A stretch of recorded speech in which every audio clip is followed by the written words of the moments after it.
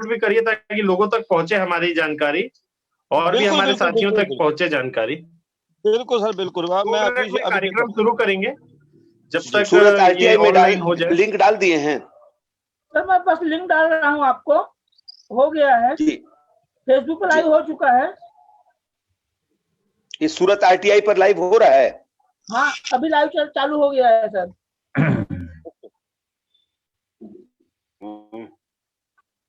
दिख नहीं रहा है लेकिन। नहीं, वो सर्च करना पड़ेगा ना। हाँ, मैं खोला हुआ हूँ सूरत RTI।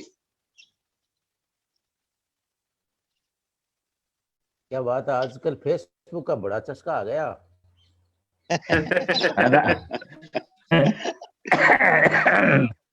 एक क्लास हम लोग जो है ना रोज डेली महेंद्र जी की भी रखेंगे। वो महेंद्र जी की एक वो रख के सबको सिखाएंगे योगा आसन। चाहे तो लोग जा सकते हैं, स्क्रीन देख सकते हैं महेंद्र जी की।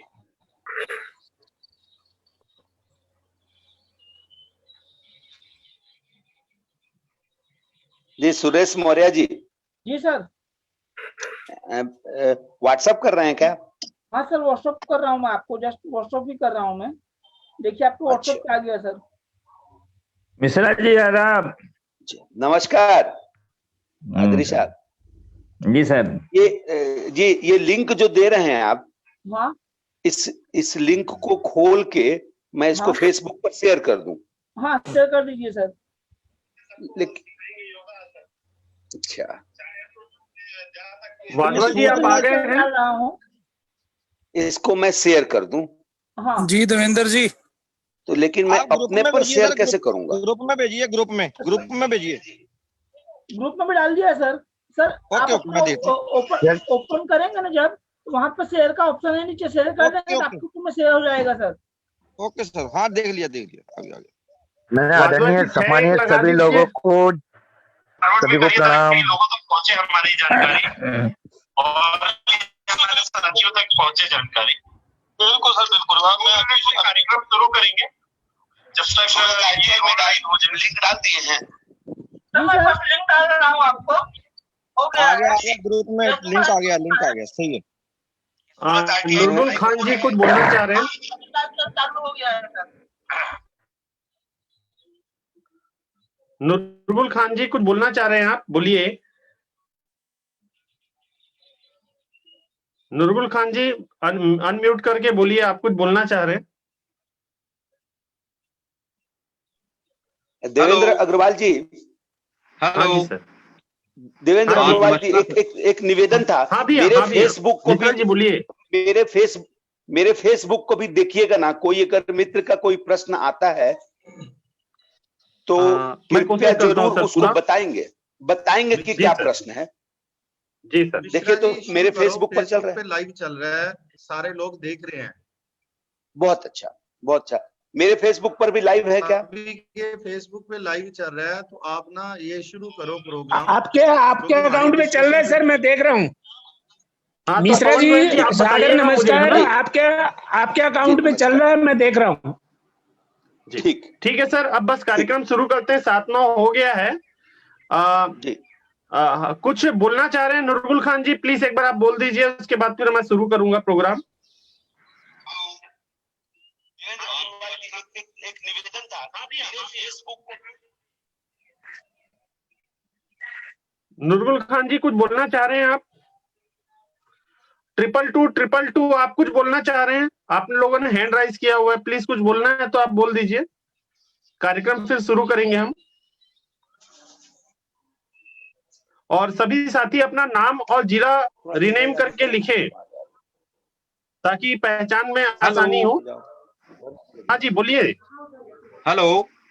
हाँ जी बोलिए सर। हाँ, मैं प्यार मोहम्मद चंबा से बोल रहा हूँ, हिमाचल प्रदेश, डिस्ट्रिक्ट चंबा से जी। हाँ बोलिए। हाँ जी सर, हमारी बहुत प्रॉब्लम आ रही है हिमाचल प्रदेश में। अपने जो प्रथम अपील अधिकारी से लेकर द्वितीय अपील अधिकारी, अपने सूचना आयोग तक कोई भी कार्रवाई करने में जो सफल नहीं हो पा रहे हैं। हमारा सूचना का अधिकार अधिनियम जो पूजनीय एक ग्रंथ है हमारा, उसके साथ खिलवाड़ होने जा रहा है। तो क्या किया जाए? हमारी एक बात बोलना चाहूंगा, मैं आपसे एक बस निवेदन करना चाहूंगा। कल हमारी सुबह 7 बजे बैठक रहती है इसमें ओपन सेशन रहता है, आपकी समस्याओं को हम लोग इसमें सलाह मशवरा करते हैं। कल मुख्य उद्देश्य हम लोगों को आपसी समस्याओं को सुलझाना ही रहता है और आप लोगों के सुझाव लेके काम करते हैं। तो कल इस टॉपिक को आप रखिएगा। आज का कार्यक्रम अब शुरू करते हैं। संजय चौधरी जी, आप कुछ बोलना चाह रहे हैं? ओके,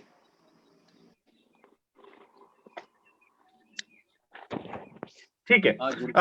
सभी साथी, देवेन जी, एक निवेदन है मेरा, सभी आदरणीय और सम्मानियों को प्रणाम, जो मेरा स्वीकार करें। प्रणाम सर। सर ठीक है सर, अब कार्यक्रम शुरू करते हैं। प्लीज सब अपने मोबाइल्स को जो है म्यूट कर लें और स्क्रीन को जो है ऑफ रखें, वीडियो स्क्रीन को, ताकि आप लोगों को बेहतर आवाज आए, इंटरनेट कम लगे और सभी साथियों को उसका लाभ हो। तो राजकुमार मिश्रा जी को से किसी को बताने की कोई उनको परिचय की जरूरत नहीं है। वो हमारे छत्तीसगढ़ के प्रशांत मिश्रा से भी बढ़कर हैं और इन्होंने बहुत ही अच्छा कार्य किया है आरटीआई क्षेत्र में। और आज हमें सबसे महत्वपूर्ण आवेदन की जानकारी, जो आवेदन हम लिखने में गलतियां करते हैं और आवेदन में जो हमें नए तकनीक और समय के हिसाब से चलना है, उस पर हमें बताने वाले हैं। तो कृपया सब अपने कॉपी पेन साथ में रखें और नोट्स बनाते रहें। सेकेंड सेशन में प्रश्नोत्तर शुरू किया जाएगा, जिसमें आपके जो भी क्वेरीज होंगे वो उसमें लिए जाएंगे। ठीक है। मिश्रा जी नमस्कार सर, आप आगे कार्यक्रम शुरू करें प्लीज। जी नमस्कार। मेरे बाकी मित्र अगर वीडियो को बंद कर लें तो बड़ा अच्छा होता। जी मैं कर आवाज बहुत स्पष्ट होती जी। और स्क्रीन शेयर, बाधवा जी कृपया स्क्रीन शेयर दें। जी जी मिश्रा जी, करने लगा हूं। जी स्क्रीन शेयर दे दें ताकि मैं उसको अपने मित्रों को बता सकूं उस संबंध में।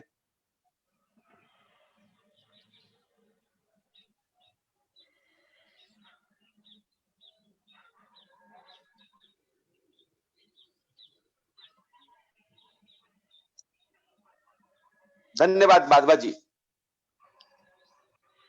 देखिए मैं राजकुमार मिश्रा, हल्दीबाड़ी चिरमिरी कोरिया छत्तीसगढ़ से। आज मुझे जिम्मेदारी दी गई है सूचना के अधिकार पर आवेदन कैसे करें ये जानने के लिए। मैं स्क्रीन पर सूचना के अधिकार पर आवेदन करने के लिए जो धारा है वो दे रही है। इस अधिनियम सूचना का अधिकार अधिनियम 2005 की धारा 6 में ये उल्लेखित है कि सूचना के अधिकार पर आवेदन कैसे करें। मैं इसको पढ़ रहा हूं, आप उसको देखें तो आपको भी आसानी होगी। किसी मित्र के पास यदि किताब हो तो किताब को भी खोल लें। मैं इस संबंध में आपको अपडेट कर दूंगा ताकि और किसी तरह की कोई भी चीज जानने की आवश्यकता नहीं होगी। हम लोग आपके प्रश्नोत्तर के लिए भी हाजिर रहेंगे और इस धारा के, इस कानून के इस धारा का गहराई से समझने की चेष्टा करते हैं आज हम लोग। देखिए इस धारा, आप ये स्क्रीन पर आपको दिख रहा है, ये धारा 6, इसमें लिखा है कि सूचना अभिप्राप्त करने के लिए अनुरोध, मतलब सूचना प्राप्त करने के लिए अनुरोध कैसे करना है एक आम आदमी को, एक साधारण आदमी को। तो उस बारे में इस संबंध में उल्लेख है कि धारा 6(1) ये कहता है कोई व्यक्ति इस अधिनियम के अधीन कोई सूचना अभिप्राप्त करना चाहता है, कोई व्यक्ति जो इस अधिनियम के अधीन सूचना प्राप्त करना चाहता है, लिखित में या इलेक्ट्रॉनिक युक्ति के माध्यम से, अंग्रेजी या हिंदी में या उस क्षेत्र की जिसमें आवेदन किया जा रहा है, राजभाषा में ऐसी कोई फीस के साथ जो विहित की जाए। इसका मतलब ये होता है कि जो आवेदक होगा सूचना के अधिकार पर, वो आवेदन कैसे करेगा, तो लिखित में करेगा या इलेक्ट्रॉनिक युक्ति से करेगा। इलेक्ट्रॉनिक युक्ति का मतलब होता है इलेक्ट्रॉनिक युक्ति का मतलब यहां पर होता है, मैं अपने सारे साथी एक्टिविस्ट को ये समझाना चाहता हूं कि इसमें लिखा है कि इलेक्ट्रॉनिक युक्ति मतलब आप ईमेल से, व्हाट्सएप से, फेसबुक पर इलेक्ट्रॉनिक माध्यम से भी भेजकर सूचना प्राप्त कर सकते हैं। धारा 6(1) का ए कहता है कि संबंधित लोक प्राधिकरण के यथास्थिति केंद्रीय लोक सूचना अधिकारी या राज्य लोक सूचना अधिकारी, यथास्थिति केंद्रीय सहायक लोक सूचना अधिकारी। बी कहता है कि यथास्थिति केंद्रीय सहायक लोक सूचना अधिकारी या राज्य लोक सूचना अधिकारी को उसके द्वारा मांगी गई सूचना की विशिष्टताएं निर्दिष्ट करते हुए अनुरोध करेगा। मतलब यह हुआ कि जो आवेदक होगा वो केंद्रीय लोक सूचना अधिकारी हो या राज्य लोक सूचना अधिकारी हो, उसके समक्ष या सहायक लोक सूचना अधिकारी हो, चाहे वो केंद्र का हो चाहे वो राज्य का हो, उसके समक्ष लिखित रूप से मतलब कागज में लिखकर या इलेक्ट्रॉनिकी से, ईमेल से, व्हाट्सएप से और भी कोई इलेक्ट्रॉनिक संसाधन है उससे सूचना मांग सकता है।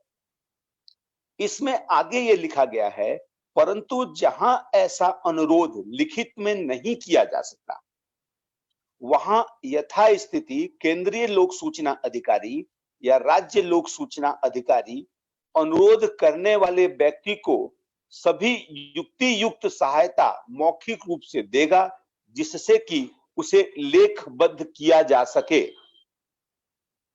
इसमें बिल्कुल ही स्पष्ट है, मान लीजिए कोई किसी ऑफिस में कोई अनपढ़ व्यक्ति चला जाता है जो पढ़ा लिखा नहीं है, जिसको कुछ भी पता नहीं है, वो जानना चाहता है कि कलेक्टर ऑफिस में पिछले 5 वर्षों में कितना पैसा आया और कलेक्टर ऑफिस के द्वारा उन पैसों को कहां कहां क्या क्या खर्च किया गया।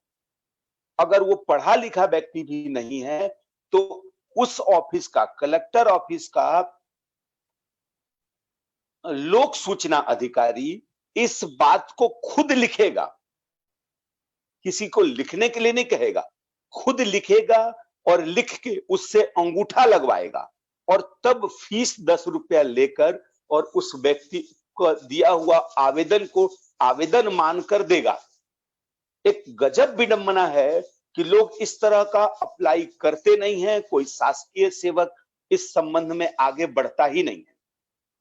धारा 6 का 2 कहता है, उपधारा 2, कि सूचना के लिए अनुरोध करने वाले आवेदक से सूचना का अनुरोध करने के लिए किसी कारण को या किसी अन्य व्यक्तिगत ब्यौरे को सिवाय उसके जो उसके संपर्क करने के लिए आवश्यक हो देने की अपेक्षा नहीं की जाएगी। मतलब यह होता है कि कोई आवेदक जो सूचना के अधिकार पर आवेदन लगाता है, देता है, कोई भी विभाग उससे सिर्फ उसका पता मांगेगी कि आपके किस पता पर पत्राचार किया जा सके।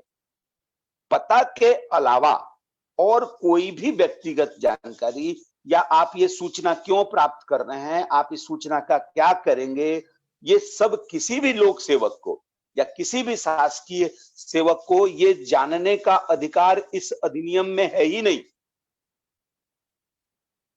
अब आगे आए हम लोग इसकी उपधारा 3। ये बेहद महत्वपूर्ण धारा है और इसको हम लोग को समझना चाहिए, खास करके धारा 6(3) को।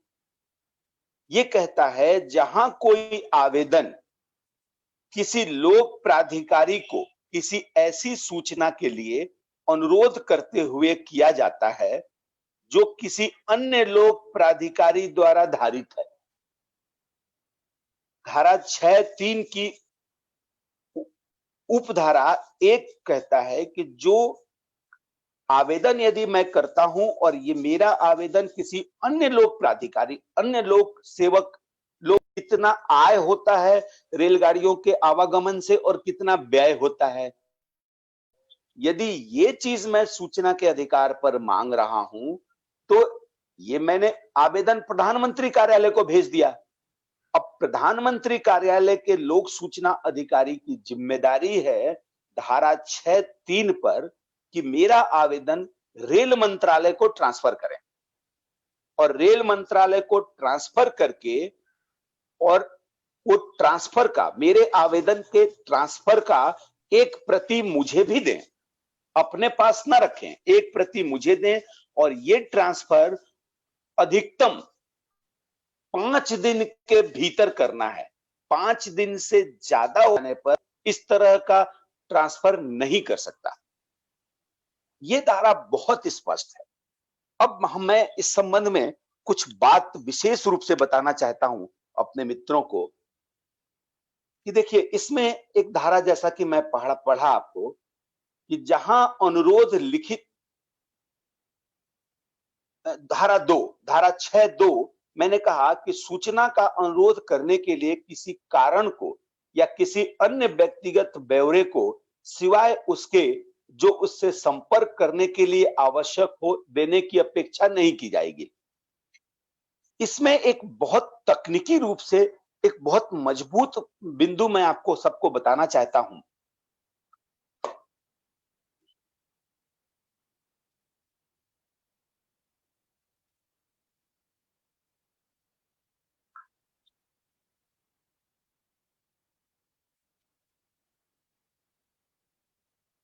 हेलो, थोड़ा सा डिस्टर्ब हो गया है जी। मैं एक बेहद महत्वपूर्ण चीज बताना चाहता हूं इस संबंध में आपको, और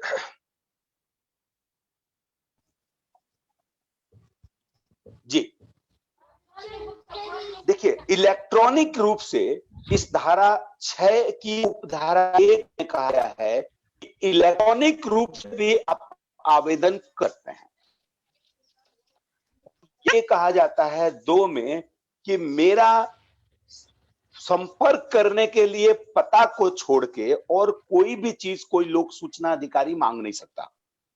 हमारे साथ जितने मित्र उपस्थित हैं, इसमें कई मित्रों का फोन आ चुका है मेरे पास, और पहले भी कई लोग मेरे को फोन करते हैं कि लोक सूचना अधिकारी जो होता है, जिसके यहाँ हम RTI लगाते हैं, जब हम RTI लगा देते हैं तो उसके ऑफिस से हमारे पास फोन आने लगता है, हमको धमकी चमकी आने लगती है, हमको प्रलोभन आने लगता है। इस तरह की चीजों से बचाव कैसे करें, कैसे हम बचे, इस संबंध में मैं आपको गंभीर बात बताना चाहता हूं कि आपको बचाव कैसे करना है। जब आपको लगे कि आप किसी का भ्रष्टाचार उजागर करना चाहते हैं, करने वाले हैं, और इसमें आपको धमकी मिल सकती है, इसके लिए आप एक ईमेल आईडी बना लीजिए। उस ईमेल आईडी में, जैसे मैं अपना ईमेल आईडी बना के रखा हूं, RTI, मेरे शहर का छोटा नाम, चरम, CHRM, RTI CHRM @gmail.com। इस मेल आईडी में कहीं भी मेरा नाम नहीं है। हालांकि अब ये ईमेल आईडी हजारों विभागों में बढ़ चुका है, तो लोगों को पता है कि ये ईमेल आईडी किसका है, परंतु आप जहां खतरा महसूस हो आपको, आप एक RTI एप्लीकेशन लगाने के पहले बहुत आसानी से एक ईमेल आईडी बना लें। इलेक्ट्रॉनिकी के दुनिया में ईमेल आईडी आपका पता, आपके घर का पता होता है। जिस किसी विभाग में, जैसे प्रधानमंत्री कार्यालय में आपको आवेदन लगाना है, तो आप आवेदक के रूप में अपना हस्ताक्षर जहां करते हैं, जहां नाम लिखते हैं, उस नाम पता को बिल्कुल भी ना लिखें। उस नाम के जगह में अपना इलेक्ट्रॉनिकी का जो ईमेल आईडी है, केवल ईमेल आईडी लिख दें। अपना मोबाइल नंबर भी ना लिखें। मोबाइल नंबर से भी आजकल पता कर लिया जाता है कि किसका मोबाइल है, और मोबाइल से भी आपको धमकी आ सकती है।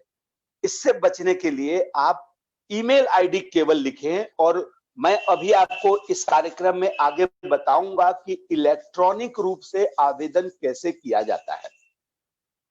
तो आप ईमेल आईडी, आवेदक की जगह में केवल ईमेल आईडी लिखें, और उस आवेदन में आप ये लिख दें कि मुझसे पत्राचार मेरे ईमेल आईडी पर ही किया जाए। अब इसमें एक तो प्रश्न उत्पन्न होगा कि क्या उस जानकारी को लेकर हम कोर्ट जाना चाहेंगे, तो क्या हम कोर्ट जाएं या थाना जाएं, तो वो क्या थाना और कोर्ट में इस तरह का प्राप्त किया हुआ जानकारी का उपयोग किया जा सकता है? बिल्कुल किया जा सकता है। आप केवल कोर्ट में या थाना में जरूरत पड़ी तो एक एफिडेविट देंगे कि ये मेरा ही ईमेल आईडी है और मुझे ही ये जानकारी प्राप्त हुई है और मैं इस जानकारी को लेकर आपके पास आया हूं और एफआईआर किया जाए या दोषियों को दंडित किया जाए। तो इलेक्ट्रॉनिक रूप से भी आप आवेदन लगाएं, जहां पर खतरा ज्यादा महसूस हो, जिससे आप जानकारी मांग रहे हैं उसको कहीं से ये पता नहीं चल पाएगा कि ये जानकारी मांगने वाला व्यक्ति कौन है, और इस तरह से आप अपने जीवन के खतरा को कम कर सकते हैं। उसके बाद आते हैं हम लोग कि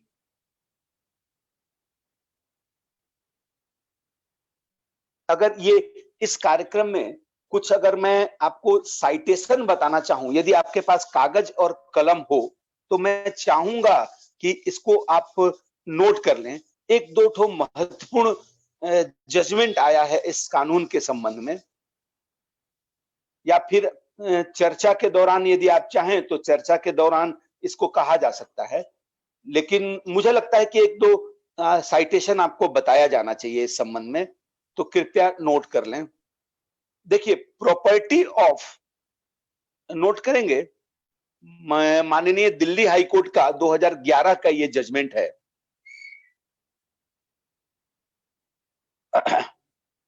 AIR 2011, sorry,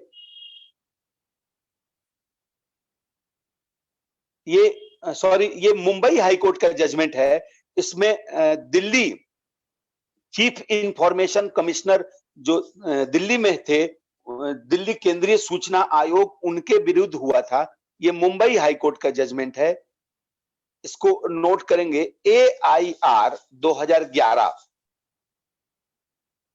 Bombay, page number 53। पक्षकार का नाम है प्रॉपर्टीज ऑफ IIS मुंबई विरुद्ध chief information commissioner and other.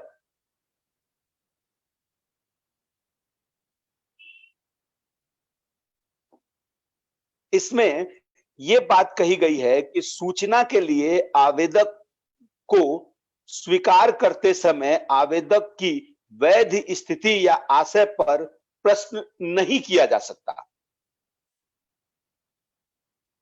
मतलब ये कि मुझसे नहीं पूछा जा सकता कि मैं वैध व्यक्ति हूं या अवैध व्यक्ति हूं, इस देश का नागरिक हूं या नहीं हूं, ये कोई भी चीज मुझसे नहीं पूछी जा सकती सूचना के अधिकार पर आवेदन करते समय। इस संबंध में एक और जजमेंट है, ये माननीय सुप्रीम कोर्ट का जजमेंट है, बहुत महत्वपूर्ण जजमेंट है और बहुत चर्चित जजमेंट है ये। इसको नोट करेंगे। AIR 2012, supreme court, page number 864, 864। इसमें पक्षकार का नाम था chief information commissioner versus state of Manipur. मैं अपने मित्रों से अनुरोध करूंगा कि जो मित्र सूचना के अधिकार को गहराई से समझना चाहते हैं, इस जजमेंट को जरूर पढ़ें।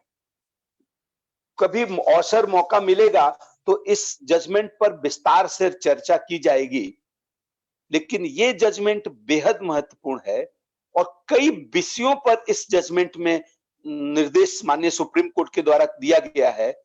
इसमें हम लोग धारा 6 के लिए कहें तो ये कहा गया है कि धारा 6 किसी भी व्यक्ति को सूचना प्राप्त करने का अधिकार प्रदान करती है। इस अधिनियम की धारा 3 में यह बात लिखा है कि इस देश का नागरिक या कोई व्यक्ति सूचना प्राप्त कर सकता है। इसको माननीय सुप्रीम कोर्ट ने इस जजमेंट में बहुत विस्तार से बताया।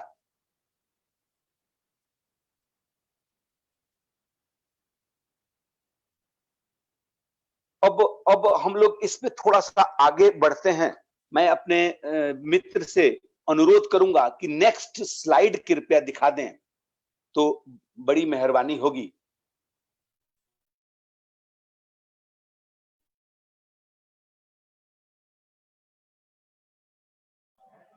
मैं सभी मित्रों को यह आग्रह करूंगा कि ये कार्यक्रम 6 मिनट के बाद एक बार बंद होगा तो वापस सभी इसको रीज्वाइन कर ले। जिस तरीके से हम जुड़े हैं वापस हम जुड़ जाएंगे, क्योंकि जूम का कार्यक्रम जो होता है 40 मिनट्स का ही टाइमलाइन होता है। तो ये 7:38 को बंद होगा, तो कृपया सब वापस जुड़ेंगे। धन्यवाद सर, आगे आप।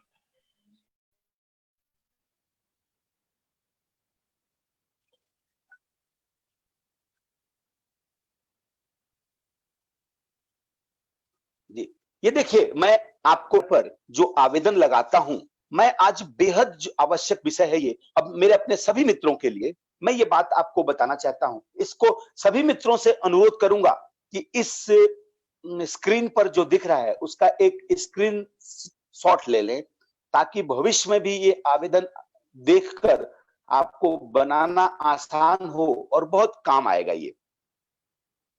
देखिए, इस आवेदन में सबसे ऊपर मैं हमेशा लिखता हूं, और इस प्रारूप को मैं 3-4 साल से उपयोग कर रहा हूं। इसी तरह से मैं सभी विभागों में आवेदन लगाता हूं सूचना के अधिकार पर, और कोई भी विभाग इस तरह का आवेदन पढ़ने के बाद आवेदक को अंडर एस्टिमेट नहीं करेगा, और ना ही जानकारी देने से आनाकानी करेगा, और ना ही आपको हल्के में लेगा। अभी कुछ दिनों पहले हमारे इस कार्यक्रम में पूर्व केंद्रीय सूचना आयुक्त श्री शैलेश गांधी साहब उपस्थित हुए थे। उन्होंने तरीका बताया था। इस तरीका को मैं 2.5-3 साल पहले से उपयोग करता आ रहा हूं। इस आवेदन में मैं आपको उसकी चर्चा भी करूंगा।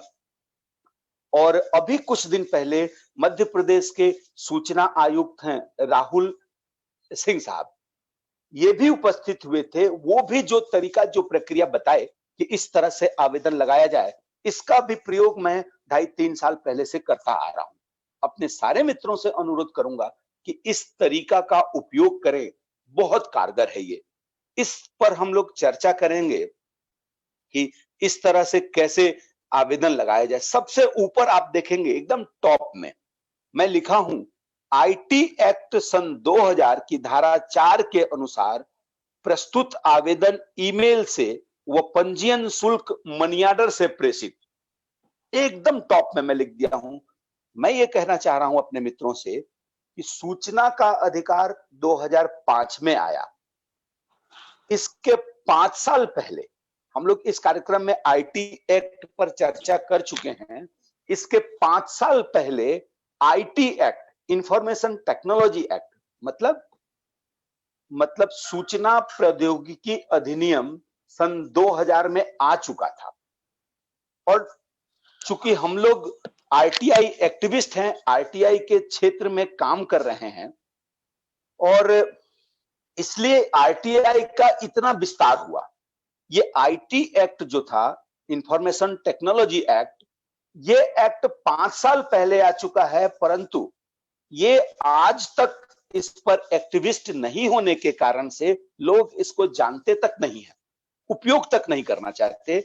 इसकी धारा 4 ये कहता है कि कोई भी इलेक्ट्रॉनिक रूप से भेजा गया विषय वस्तु उतना ही महत्वपूर्ण है जितना कि आप कागज के रूप में, दस्तावेज के रूप में, या लिखित रूप में, या टाइप किए हुए रूप में भेजते हैं।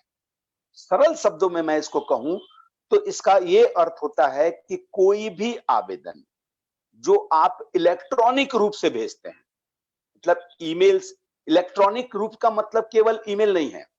इलेक्ट्रॉनिक रूप का मतलब होता है ईमेल से, व्हाट्सएप से, एसएमएस से। एसएमएस भी इलेक्ट्रॉनिक रूप है।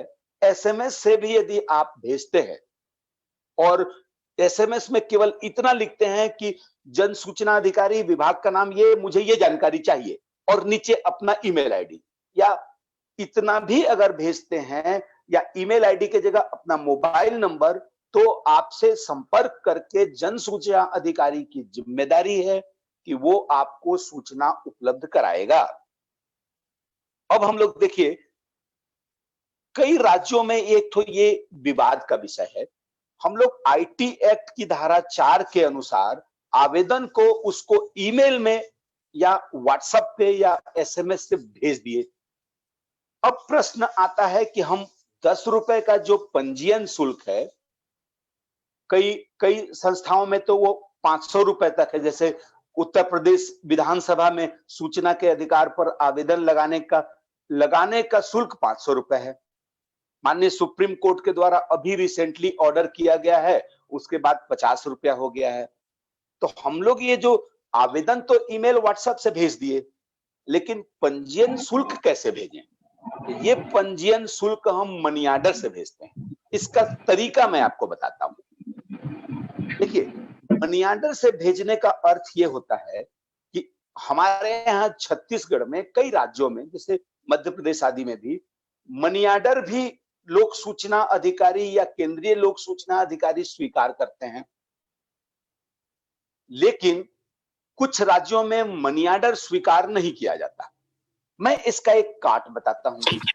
मेरी जानकारी में सारे राज्यों में, देश के करीब करीब सभी राज्यों में सूचना के अधिकार पर आवेदन शुल्क कैश स्वीकार किया जाता है, नकद। सभी संस्थाएं, सभी जन सूचना अधिकारी स्वीकार करते हैं।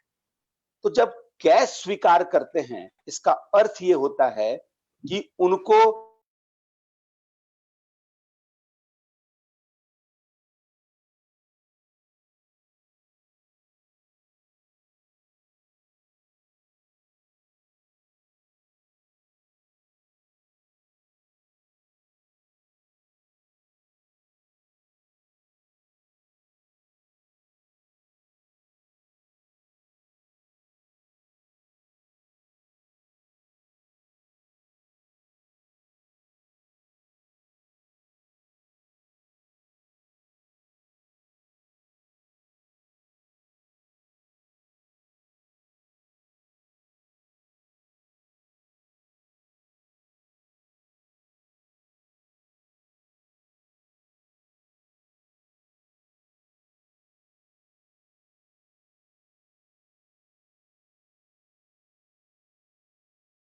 को चीजें समझाने में, और वीडियो भी अगर आप बंद रखेंगे तो इससे आप ही को फायदा है, इससे आपका इंटरनेट भी कम लगेगा, साथ में आपको एक क्वालिटी साउंड और वॉइस मिलेगी।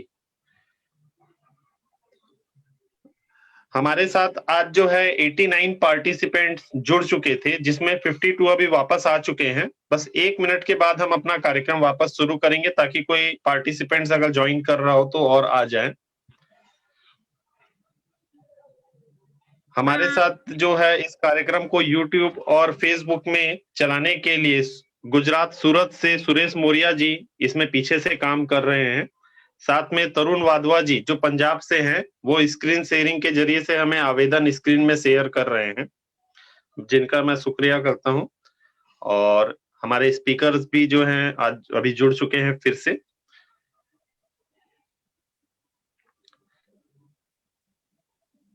हमारे 59 पार्टिसिपेंट्स वापस आ चुके हैं, ज्वाइंट हो चुके हैं, जो बढ़ के अब 64 हो गए हैं।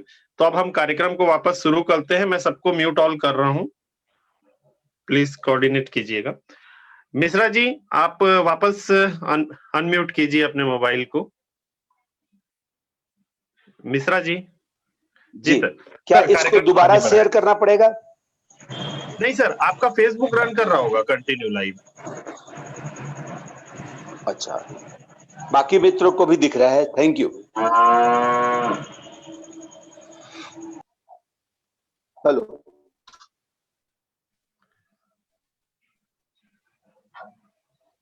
सर, वापस मित्र जुड़ चुके हैं। 69 पार्टिसिपेंट्स वापस जुड़ चुके हैं। आप कार्यक्रम शुरू करें सर। जी ठीक। जी, ये कट गया था, फिर से हम लोग कार्यक्रम को आरंभ करते हैं। बाकी मित्र अगर वीडियो को बंद कर लेते तो बड़ी मेहरबानी होती। केवल वीडियो, ऑडियो तो चलता रहेगा। जी, हम लोग बात कर रहे थे अपने मित्रों से कि मनी ऑर्डर से भेजने का क्या सभी राज्यों के सभी लोक सूचना अधिकारी स्वीकार करेंगे? तो मैं ये कहना चाहता हूं इस संबंध में कि आप जब कैश देते हैं किसी को, तो देश की सभी संस्थाएं, प्रत्येक राज्य के सभी लोक सूचना अधिकारी कैश को भी स्वीकार करते हैं। कैश को वो स्वीकार कैसे करते हैं सूचना के अधिकार पर आवेदन के संबंध में? तो आपसे 10 रुपया कैश लेते हैं, उसका 10 रुपए का रसीद बनाते हैं और रसीद आपको दे देते हैं और एक रसीद की कॉपी अपने में लगा लेते हैं और आपके आवेदन के साथ लगा लेते हैं। वो सूचना के अधिकार पर आवेदन हो जाता है। जब हम मनी ऑर्डर भेजते हैं, देखिए जो लोग काम नहीं करना चाहते, जो बेईमान हैं, कामचोर लोग हैं, वो जानकारी नहीं देने के लिए या आपको किसी तरह के अड़चन उत्पन्न करने के लिए, आपको परेशान करने के लिए, आपको वो तरह तरह के बनाएंगे। लेकिन जो जेन्युइन जो लोग काम करना चाहते हैं, उनके ऑफिस में आप एक मनी ऑर्डर भेज दीजिए।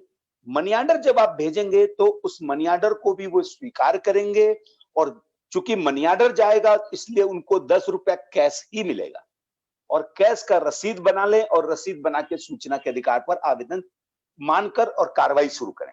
इसमें एक जो बात है वो मैं आपको बताना चाहूंगा कि सूचना के अधिकार पर 30 दिनों की जो गिनती होती है, वो 30 दिनों की गिनती उस तारीख से शुरू नहीं होती जिस तारीख को आपने भेजा है। जिस तारीख को उनको आपका आवेदन मिला उस तारीख से शुरू होती है। लेकिन यदि आप मनी ऑर्डर से भेजते हैं, आवेदन तो आपने ईमेल से भेजा, वो तुरंत मिल गया। लेकिन मनी ऑर्डर से जब 10 रुपए शुल्क भेजते हैं आप, तो वो 10 रुपए का पंजीयन शुल्क जिस तारीख को उनको मिलता है उस तारीख से 30 दिन की गिनती शुरू होती है। अब हम लोग आते हैं कि ये जो आवेदन आपको स्क्रीन पर दिख रहा है हमारे बाजवा जी के सहयोग से, मदद से, ये इस आवेदन पर आप देखेंगे, चूंकि मैं अपने सभी मित्रों को ये खुल्लम खुल्ला सभी मित्रों से ये अनुरोध करता हूं कि मेरे इस आवेदन का जहां उपयोग वो करना चाहें करें। मेरे तरफ से उनको कोई रोक नहीं है, कोई कानूनी बाध्यता नहीं है, या मैं कभी कानूनी कार्रवाई अपने किसी भी मित्र पर जो मेरे इस आवेदन का प्रयोग करते हैं मैं नहीं करूंगा। चूंकि ये लाइव हो रहा है इसलिए ये बात रिकॉर्ड भी है और ये भविष्य में काम भी आएगा।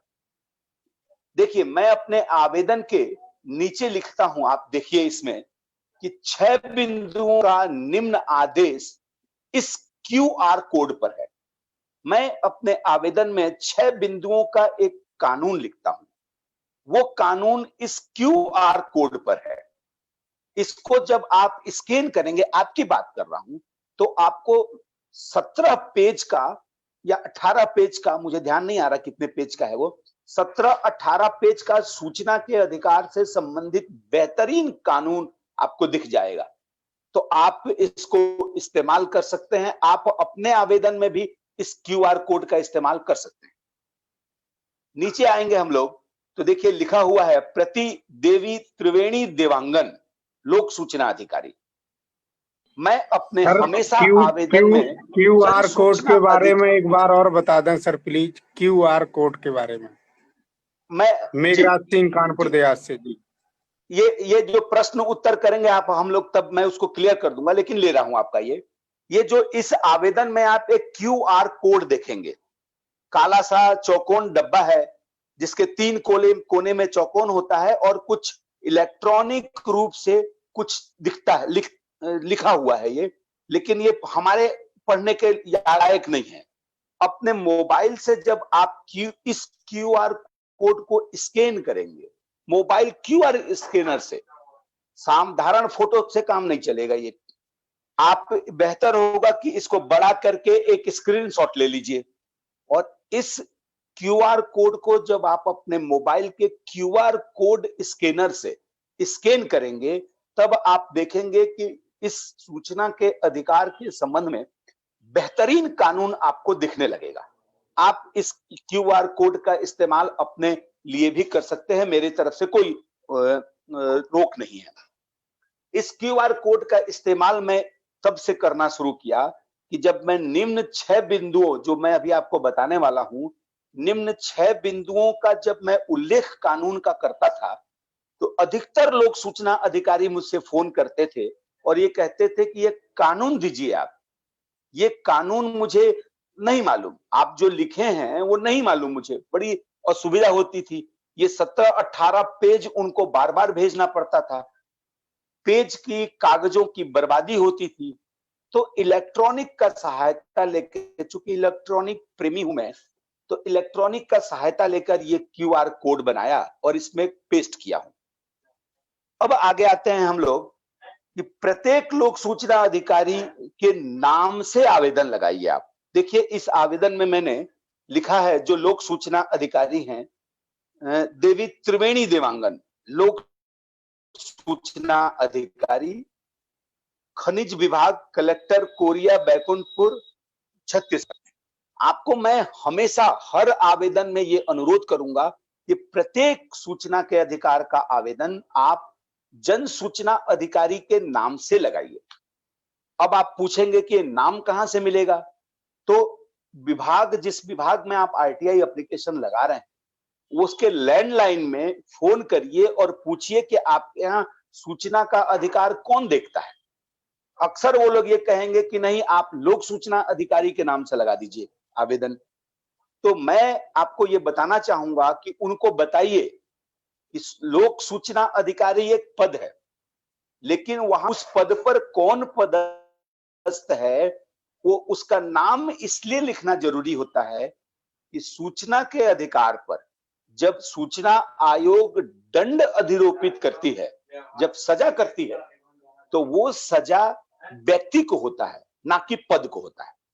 तो जब आप सूचना के अधिकार पर आवेदन लगाएंगे और उस आवेदन में जो नाम लिखा है आपने, जिस तारीख को आपने आवेदन लगाया और लोक सूचना अधिकारी के पद पर वो व्यक्ति उस तारीख को पदस्थ है, तो उस व्यक्ति की जिम्मेदारी हो जाती है कि आपके सूचना के अधिकार के आवेदन को वो उचित कार्रवाई करे।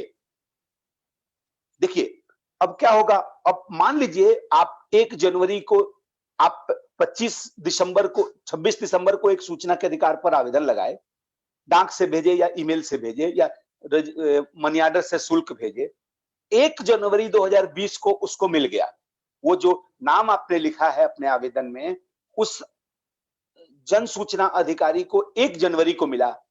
5 जनवरी को वो जन सूचना अधिकारी का ट्रांसफर होकर किसी और विभाग में चला जाता है। ऐसी स्थिति में उस जन सूचना अधिकारी की जिम्मेदारी होती है कि वो 5 दिनों तक आपके सूचना के अधिकार के आवेदन के संबंध में क्या किया वो बताएगा। उसकी निजी जिम्मेदारी होती है।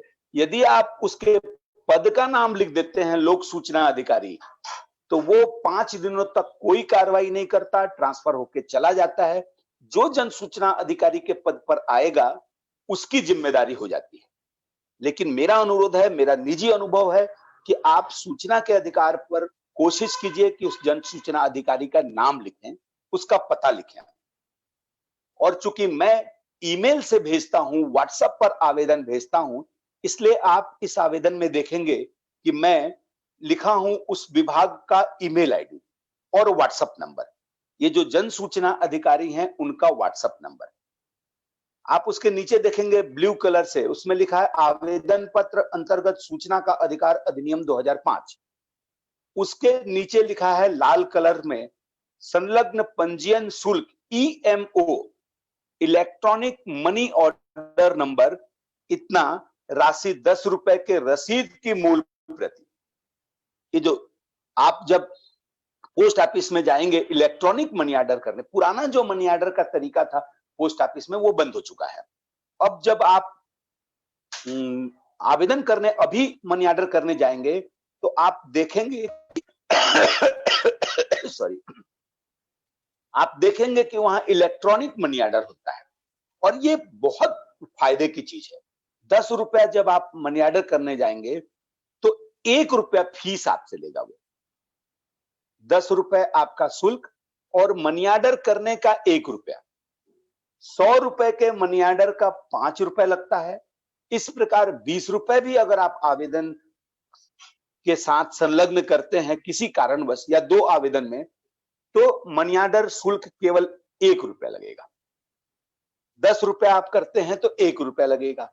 अब चूंकि इलेक्ट्रॉनिक मनी ऑर्डर कर रहे हैं आप, कन्याकुमारी में यदि इलेक्ट्रॉनिक मनी ऑर्डर कर रहे हैं आप दिल्ली के लिए, तो आप जान के आश्चर्यचकित हो जाएंगे कि इलेक्ट्रॉनिक मनी ऑर्डर आप कन्याकुमारी में सोमवार को किए हैं, मंगलवार को दिल्ली के उस पोस्ट ऑफिस में जहां पर आपने भेजा है, मंगलवार को डिलीवर्ड हो जाएगा।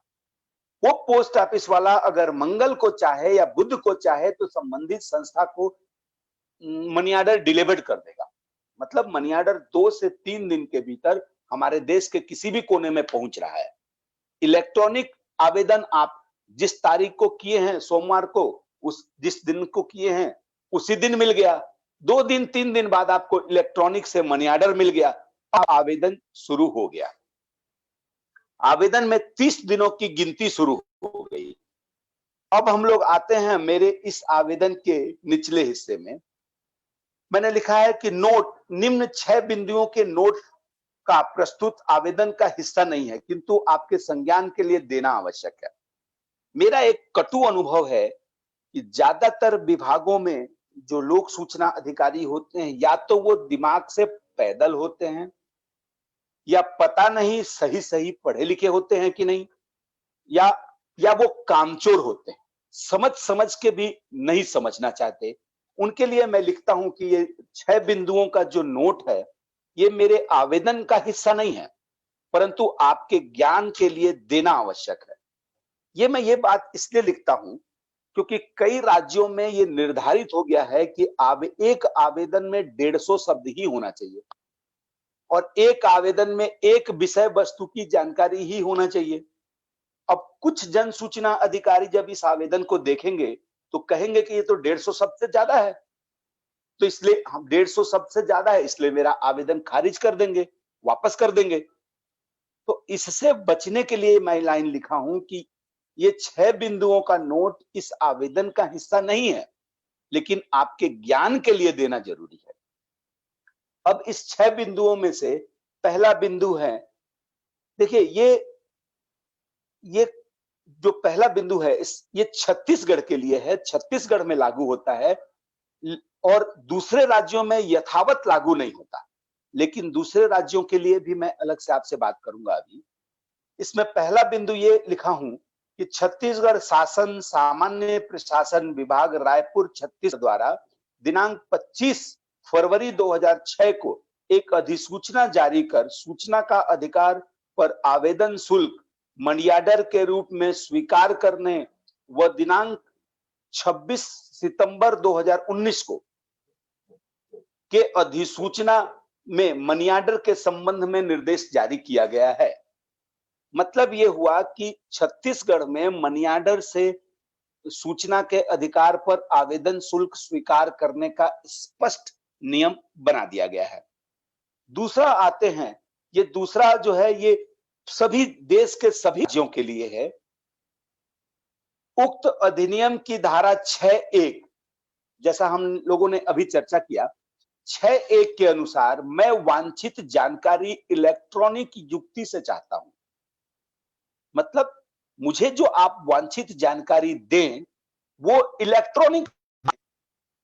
इलेक्ट्रॉनिक माध्यम से इसलिए मांगता हूं क्योंकि आप अगर ये जानकारी मेरे को कागज के रूप में देंगे तो बहुत सारे कागज लगेंगे। मैं तो एक के लिए केवल 2 रुपए दूंगा, 30 दिन पार हो गया तो लड़के आपसे फ्री ले लूंगा। 2 रुपए मैं भले दूंगा लेकिन A4 साइज का कागज एक पेज आप देंगे और असल में कागज बनाना बेहद कठिन और दुष्कर काम होता है। प्रकृति और पानी के साथ बहुत अत्याचार होता है। इसलिए मैं अपने आवेदन में लिखता हूं, अभी आगे से लिखें कि मेरे द्वारा चाही गई जानकारी आप इलेक्ट्रॉनिक माध्यम से दें, ईमेल से दीजिए अथवा आप व्हाट्सएप से दीजिए। इसमें आगे लिखता हूं कि वह धारा 6(3)(अ) और (ब) के अनुसार प्रस्तुत आवेदन संबंधित विभाग को अंतरित की जा सकती है और यह अंतरण आवेदन प्राप्ति के 5 दिनों के भीतर कर इस अंतरण को मुझे देना होगा। मतलब मेरे आरटीआई एप्लीकेशन को आपको लगता है कि जिससे संबंधित है, जिस संस्था जिस कार्यालय से संबंधित है, धारा 6(3) पर उस कार्यालय को आप ट्रांसफर कीजिए और ट्रांसफर ये आपको आवेदन जिस तारीख को मिलता है उसके 5 दिन के भीतर, और 5 दिन के भीतर करके उस ट्रांसफर के का एक प्रतिलिपि मुझे भी दीजिए। अब हम लोग आते हैं ये मैं अपने इस नोट में ये लिखता हूं कि उक्त अधिनियम की धारा 7(8) के अनुसार प्रस्तुत आवेदन के जवाब में आप अपने प्रथम अपीलीय अधिकारी का नाम, पदनाम व पूर्ण पता प्रदान करेंगे।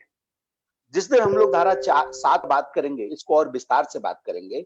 इसमें यह लिखा हुआ है कि सूचना के अधिकार पर जब मैं आवेदन लगाता हूं और आप मतलब जन सूचना अधिकारी उसमें जो भी जवाब देते हैं, मेरा आवेदन को खारिज करते हैं, स्वीकार करते हैं, जानकारी पूरी तरह से देते हैं, तब भी वो अपने प्रथम अपीलीय अधिकारी का नाम, पदनाम और पूरा पता प्रदान करेंगे। अब देखिए नाम की यहां क्या आवश्यकता है प्रथम अपीलीय अधिकारी के, तो नाम की आवश्यकता यह है कि जब हम प्रथम अपील करें तो कोशिश करें कि उस प्रथम अपीलीय अधिकारी का नाम भी अपने आवेदन में लिखें, ताकि प्रथम अपीलीय अधिकारी यदि तय समय सीमा के भीतर मेरे प्रथम अपील पर निर्णय नहीं करता तो हम उसका भी निजी जिम्मेदारी तय कर सकें और सूचना आयोग प्रथम अपीलीय अधिकारी जो विधि संगत कार्रवाई नहीं करता उसके ऊपर अनुशासनात्मक कार्रवाई कर सकता है। इसलिए उस प्रथम अपीलीय अधिकारी का नाम भी लिखें वो, और हम भी अपने प्रथम अपील में उनका नाम लिखें। देखिए मैं धारा इस कंडिका की नोट 4 की बात करता हूं, ये छत्तीसगढ़ के लिए है। छत्तीसगढ़ शासन के आदेश क्रमांक इतना दिनांक 30/12/11 व दिनांक 9 जनवरी 2013 के अनुसार जन सूचना अधिकारी प्रथम अपीलीय अधिकारी अपने जवाब प्रदान की गई जानकारी में अपना नाम अवश्य लिखें। अब देखिए ये एक तो बड़ा विचित्र बात है, ये लोग पद नाम से, आप अक्सर देखेंगे तो जो आपके पास सूचना के अधिकार पर जवाब आता है उसमें लिखा होता है नीचे और जन सूचना अधिकारी पता और हस्ताक्षर। जन सूचना अधिकारी केवल पद नाम लिख देने से काम नहीं चलेगा, इसमें वो जन सूचना अधिकारी को अपना निजी नाम लिखना पड़ेगा ताकि हम उसकी निजी जिम्मेदारी तय कर पाए। अब इसमें जो सबसे महत्वपूर्ण है यह है नोट की कंडिका 5। इस कंडिका 5 में देखेंगे इस संबंध में कि उक्त अधिनियम की धारा 8(1) के अंतिम पारा के अनुसार जो जानकारी संसद या विधानसभा को देने से इनकार नहीं किया जा सकता उससे आम जनता को भी इनकार नहीं किया जाएगा।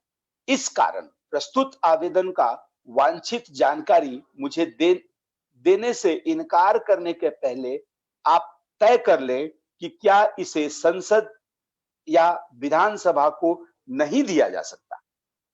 अब देखिए इस चीज को हम लोग समझते हैं कि जो जानकारी आप संसद को या विधानसभा को देने से मना नहीं करेंगे वो जानकारी एक आम आरटीआई कार्यकर्ता को एक आम आरटीआई पर भी देना पड़ेगा। अब आप थोड़ा सा सोच के देखिए कि कौन सी प्रकार की जानकारी होगी जो आप संसद को नहीं देंगे। विधान बारे में है, देखिए मैं एक प्राइवेट व्यक्ति हूं, मैं किसी भी संवैधानिक पद पर नहीं हूं, इसलिए मैं अपनी कोई निजी जानकारी किसी भी संसद या विधानसभा को नहीं दूंगा। लेकिन लोक सूचना अधिकारी कुछ भी करते हैं वो तो उनका पदीय कर्तव्य है। पदीय कर्तव्यों के निर्वहन में जो काम कर रहे हैं वो जानकारी ये संसद या विधानसभा को नहीं देंगे।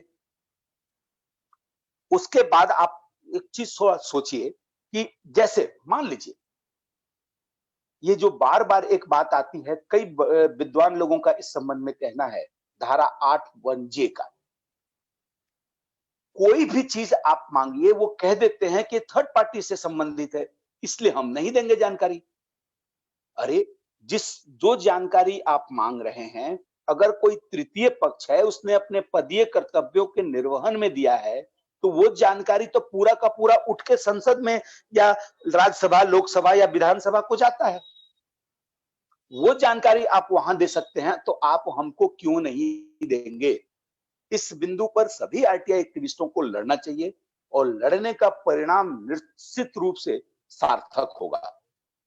अब देखिए कौन सी जानकारी आप नहीं देंगे।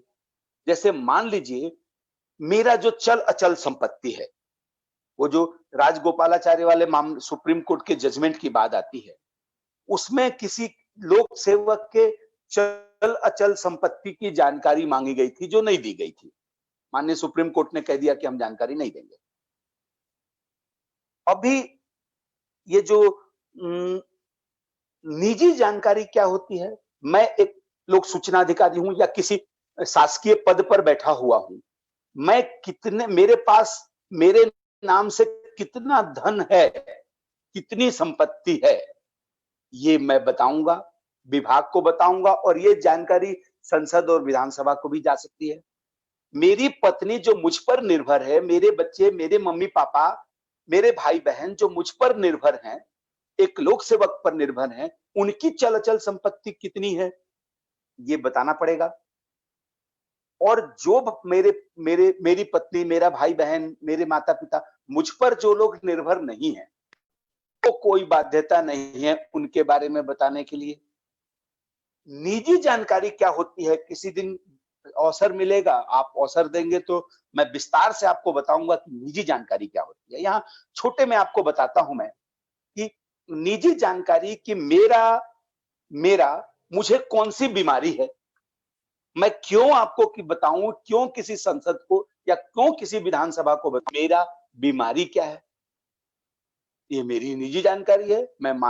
मुझे 19 भारत के संविधान का अनुच्छेद 21 में स्वतंत्रता मिली है, मैं नहीं दूंगा।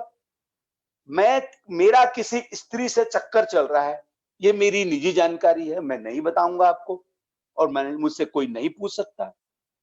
लेकिन बातों अपने ड्यूटी को डिस्चार्ज करने के लिए जो काम कर रहा हूं वो मेरी निजी जानकारी नहीं है, मुझे देना ही पड़ेगा। इसके बाद हम लोग आते हैं, चूंकि मुझे जैसा निर्देशित है कि आज ही ये खत्म करना है तो इसलिए मैं चाहता हूं कि इसको जल्दी जल्दी पूरा कर लें, फिर प्रश्न उत्तर लेंगे। इसके नोट की कंडिका 6 को देखेंगे आप। इसमें मैं लिखता हूं कि निम्न वांछित जानकारी, आप भी लिखें इसमें, थोड़ा सा फेर कर दीजिएगा। निम्न वांछित जानकारी उक्त अधिनियम की धारा 4(1)(ब) तथा इस संबंध में मेरे ही जनहित याचिका WP-PIL 35/2012 राजकुमार मिश्रा विरुद्ध chief information commissioner and other में माननीय छत्तीसगढ़ उच्च न्यायालय के आदेश दिनांक 24 सितंबर 2012 के अनुसार आपके वेबसाइट पर होना चाहिए। जो जानकारी आप मांग रहे हैं वो आपको दावा करिए कि आपके वेबसाइट पर होना चाहिए। यदि आप वेबसाइट पर नहीं डाले हैं, क्योंकि मैं आज मांगा, हमारे मित्र बाधवा जी हैं वो कल मांगेंगे, तो सबको आप फीस लेके देते रहेंगे क्या? सबको आप वेबसाइट पर डाल दीजिए, जिसको देख लेगा। तो ये बातें 6 बिंदु आप लिखिए। उसके बाद नीचे से लिखिए कि सूचना का अधिकार अधिनियम 2005 के तहत जो बात आपको लिखनी है, मैं यहां पर डैश डैश कर वो बात केवल लिखिए। जो जानकारी आपको चाहिए बहुत शॉर्ट में, स्वीट और स्पष्ट, और उसमें अंत में ये लिखिए कि इसके सत्य प्रति की मुझे जानकारी दीजिए। सत्य प्रति मतलब प्रत्येक पेज में सील साइन करके और एक सील लगा हो उसमें कि सूचना के अधिकार पर उसके बाद जो है उसमें ये लिखिए आप कि पर्यावरण व कागज के बचत के लिए समस्त वांछित जानकारी मुझे निम्न ईमेल आईडी पर प्रदान करें। देखिए, सब जानते हैं कि भारत के संविधान का अनुच्छेद, अगर आप नोट करना चाहें तो नोट कर लें, भारत के संविधान का अनुच्छेद 51 की का 6 ये कहता है कि प्राकृतिक पर्यावरण की हमारा मूल कर्तव्य क्या है? भारत के नागरिकों का मूल कर्तव्य है कि प्राकृतिक पर्यावरण की, जिसके अंतर्गत वन, झील, नदी और वन्य जीवन है, रक्षा करे और उसका संवर्धन करे तथा प्राणी मात्र के प्रति दया भाव रखे। हम भारतीयों का ये कर्तव्य है कि हम प्रकृति और पर्यावरण की रक्षा करें। इसलिए आप पूरी जानकारी को ईमेल से मांगिए ताकि कागज का बचत होगा और कागज के बचत के साथ साथ प्रकृति का भी बचत होगा, पर्यावरण का बचत होगा। इसलिए आप उसमें हमेशा लिखिए कि पर्यावरण व कागज के बचत के लिए समस्त वांछित जानकारी मुझे निम्न ईमेल आईडी पर दें। उसके अंतिम हिस्से में आते हैं, उक्त प्रकार की समस्त जानकारी संबंधित अधिनियम की धारा 4 तथा उक्त नोट की कंडिका 6 के अनुसार में आदेश के अंतर्गत आपके विभागीय वेबसाइट में होगा। इस आशय पर आप अपने वेबसाइट का पता लिंक बताएं जहां उक्त जानकारी अपलोड किया जा चुका है, और उसके बाद आप अपना नाम, यदि आप नाम नहीं लिखना चाहते हैं, केवल ईमेल आईडी लिखना चाहते हैं तो ईमेल आईडी भी लिख के इस प्रकार से आप आरटीआई एप्लीकेशन लगाएं। मुझे पूरी उम्मीद है कि इस तरह के आरटीआई एप्लीकेशन पर निश्चित रूप से कोई आपको इनकार नहीं कर पाएगा, कोई भी व्यक्ति। मैं अपनी बात को एक छोटी सी बात और जोड़ना चाहता हूं इस संबंध में। देखिए, संसद को या विधानसभा को, जो विधानसभा या संसद कोई प्रश्न पूछता है और जब विभाग जानकारी नहीं देता है तो ऐसे जानकारी नहीं देने वाले विभाग को सस्पेंड कर दिया जाता है और उसके खिलाफ डिपार्टमेंटल इंक्वायरी कर दी जाती है। सूचना के अधिकार पर जानकारी नहीं देने वाले लोग भी यदि इस तरह की जानकारी नहीं देंगे तो यदि हम आरटीआई एक्टिविस्ट लड़ना शुरू कर दें तो निश्चित रूप से सूचना के अधिकार जानकारी नहीं देने वाले को भी सस्पेंड किया जा सकता है, उसके डिपार्टमेंटल इंक्वायरी। सर आप अपना वीडियो बंद कर दीजिए, आवाज आपकी कट रही है, मित्रों वीडियो बंद कर दीजिए सर प्लीज। अब मैं अपनी बात को समाप्त कर रहा हूं और कोई मित्र अगर मिश्रा जी आप वीडियो बंद कर दीजिए। जी सर। जी, मैं आवाज क्लियर नहीं, जी हाँ आवाज अभी क्लियर हुई है क्या? हाँ, वीडियो आवाज चालू होने के कारण आखिरी में आवाज कटी थी। जी सर, आवाज कट रही थी तो क्लियर। अच्छा, मैं बंद कर दिया अपना वीडियो। आप हाँ, अभी अगर साफ है बताए सर। होते तो मैं बीच में वीडियो बंद कर देता। नहीं सर, अभी आखिरी में ही हुआ था 2-5 मिनट से।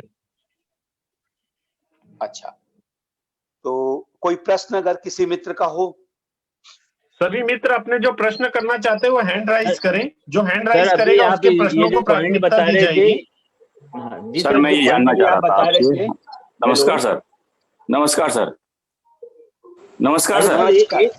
एक मिनट सर, जो अभी पॉइंट बता रहे थे सर, ये बता दीजिए ना आप। सर आप लोग सब समझने की कोशिश कीजिए कि अगर सब एक साथ बोलेंगे तो कैसे प्रश्नों को लिया जा सकेगा।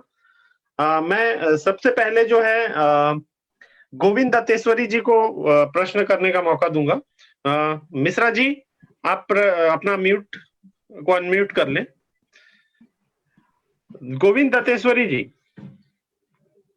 जी बताएं गोविंद।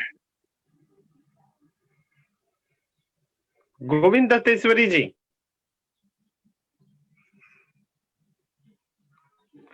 महेंद्र गुप्ता जी, आप सबसे पहले आपने हेलो, हाँ जी सर, मैं गोविंद देशवाड़ी जी बोल रहा हूँ। मैं ये बोलना चाह रहा था श्रीमान जी, जो आप बता रहे थे अभी, वो आवाज के कारण क्लियर नहीं हो पाया, तो 2-3 मिनट उस पर चर्चा करके फिर से बता दें।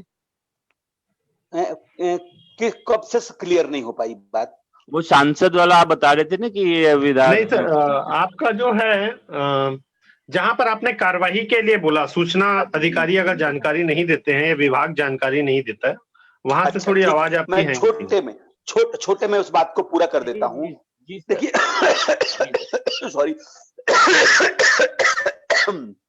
सॉरी देखिए, जब धारा 8(1) का अंतिम पारा में ये उल्लेख है कि जो जानकारी आप संसद या विधानसभा को देने से इनकार नहीं कर सकते, वो जानकारी आप आम आदमी को भी देने से इनकार नहीं कर सकते। अब देखिए कि संसद या विधानसभा जिस विभाग से जानकारी मांगती है, वो विभाग अगर संसद या विधानसभा को जानकारी नहीं देते तो उस विभाग के वो अधिकारी सस्पेंड हो जाते हैं, उनके खिलाफ डिपार्टमेंटल इंक्वायरी शुरू हो जाती है। सूचना का अधिकार कहता है कि जो संसद को विधानसभा को देना है वो आम आदमी को भी देना है। तो आम आदमी को आपने जानकारी नहीं दी और वो जानकारी संसद को दे दी, तो क्या ऐसे आम आदमी को जानकारी नहीं देने के कारण ऐसे जिम्मेदार अधिकारी को सस्पेंड या उसके खिलाफ डिपार्टमेंटल इंक्वायरी नहीं की जा सकती?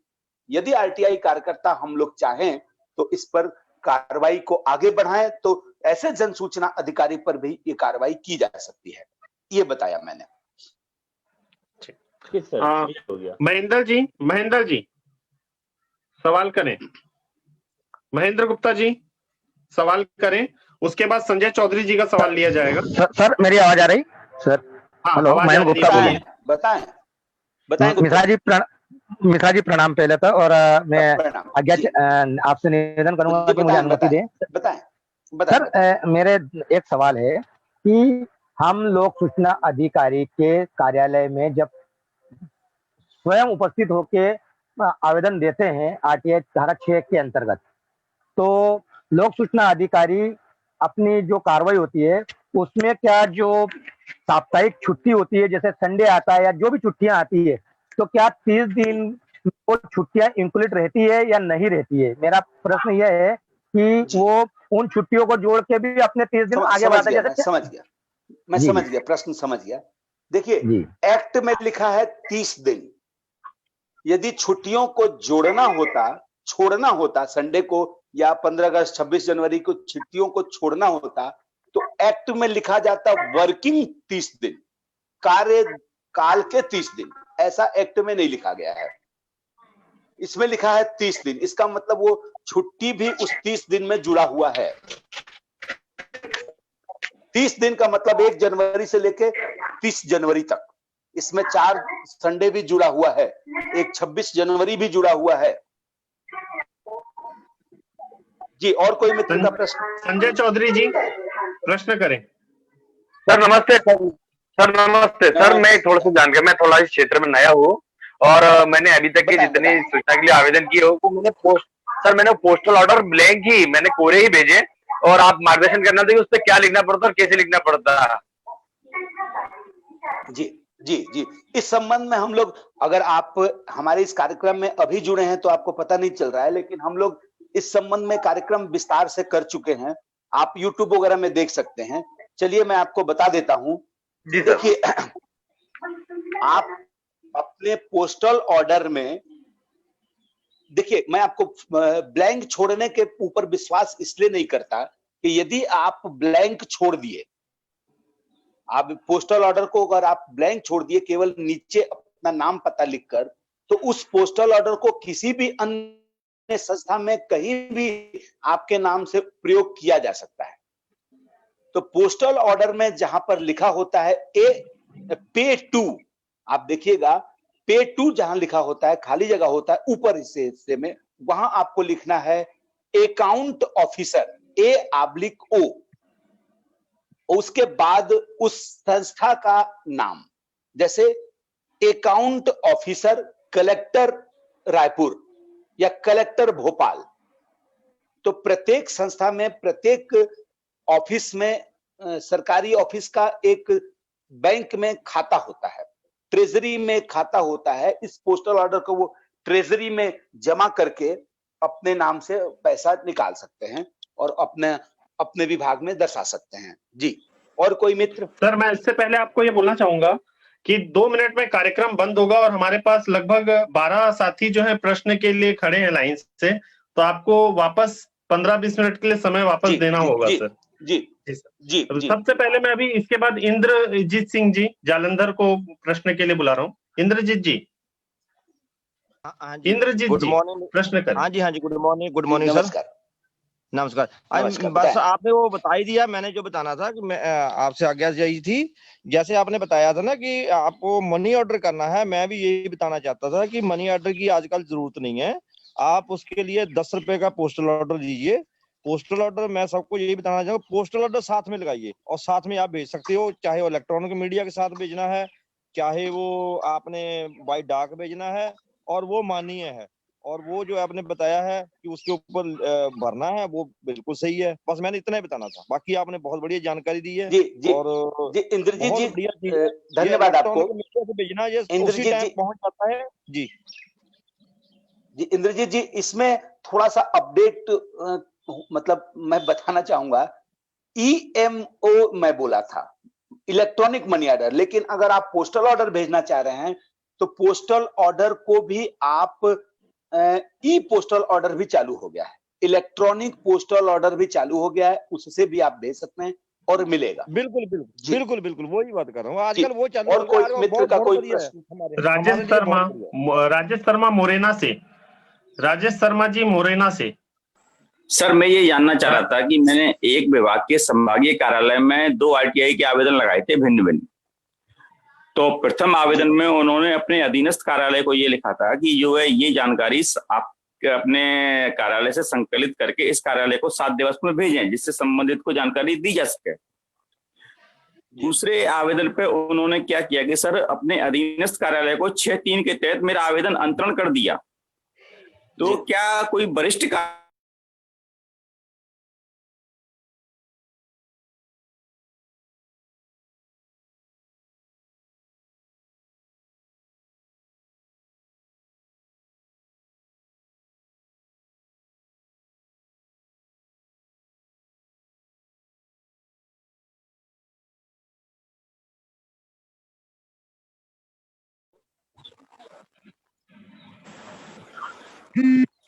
हेलो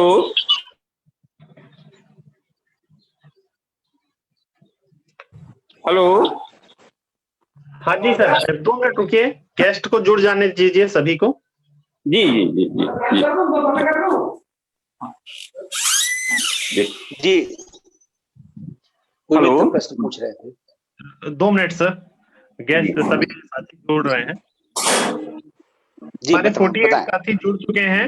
मैं सभी को म्यूट ऑल कर रहा हूं और जो भी प्रश्न करना चाहते हैं वो अपने हैंड राइज वापस कर दें। मैं नोट्स में अभी जो करके रखा हूं, राजेश शर्मा जी के बाद पवन गोयल और फिर अजय सैनी जी प्रश्न करेंगे, बाकी उसके बाद आप हैंड राइज करते जा सकते हैं। हाँ, राजेश शर्मा जी, आप अपने प्रश्न को पूरा करें। हाँ सर, मेरा निवेदन आपसे ये था सर कि जैसे मैंने एक कार्यालय में RTI के आवेदन लगाए थे 2, तो मेरा जो प्रथम आवेदन था उस पर उन्होंने अपने अधीनस्थ कार्यालय को पत्र जारी किया कि आप उस जानकारी को संकलित करके 7 दिवस के अंदर इस कार्यालय में प्रस्तुत करें, जिससे संबंधित को जानकारी दी जा सके।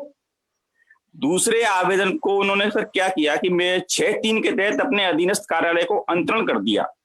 तो क्या एक वरिष्ठ कार्यालय अपने अधीनस्थ कार्यालय को धारा 6/3 के तहत आवेदन अंतरित कर सकता है सर? जी,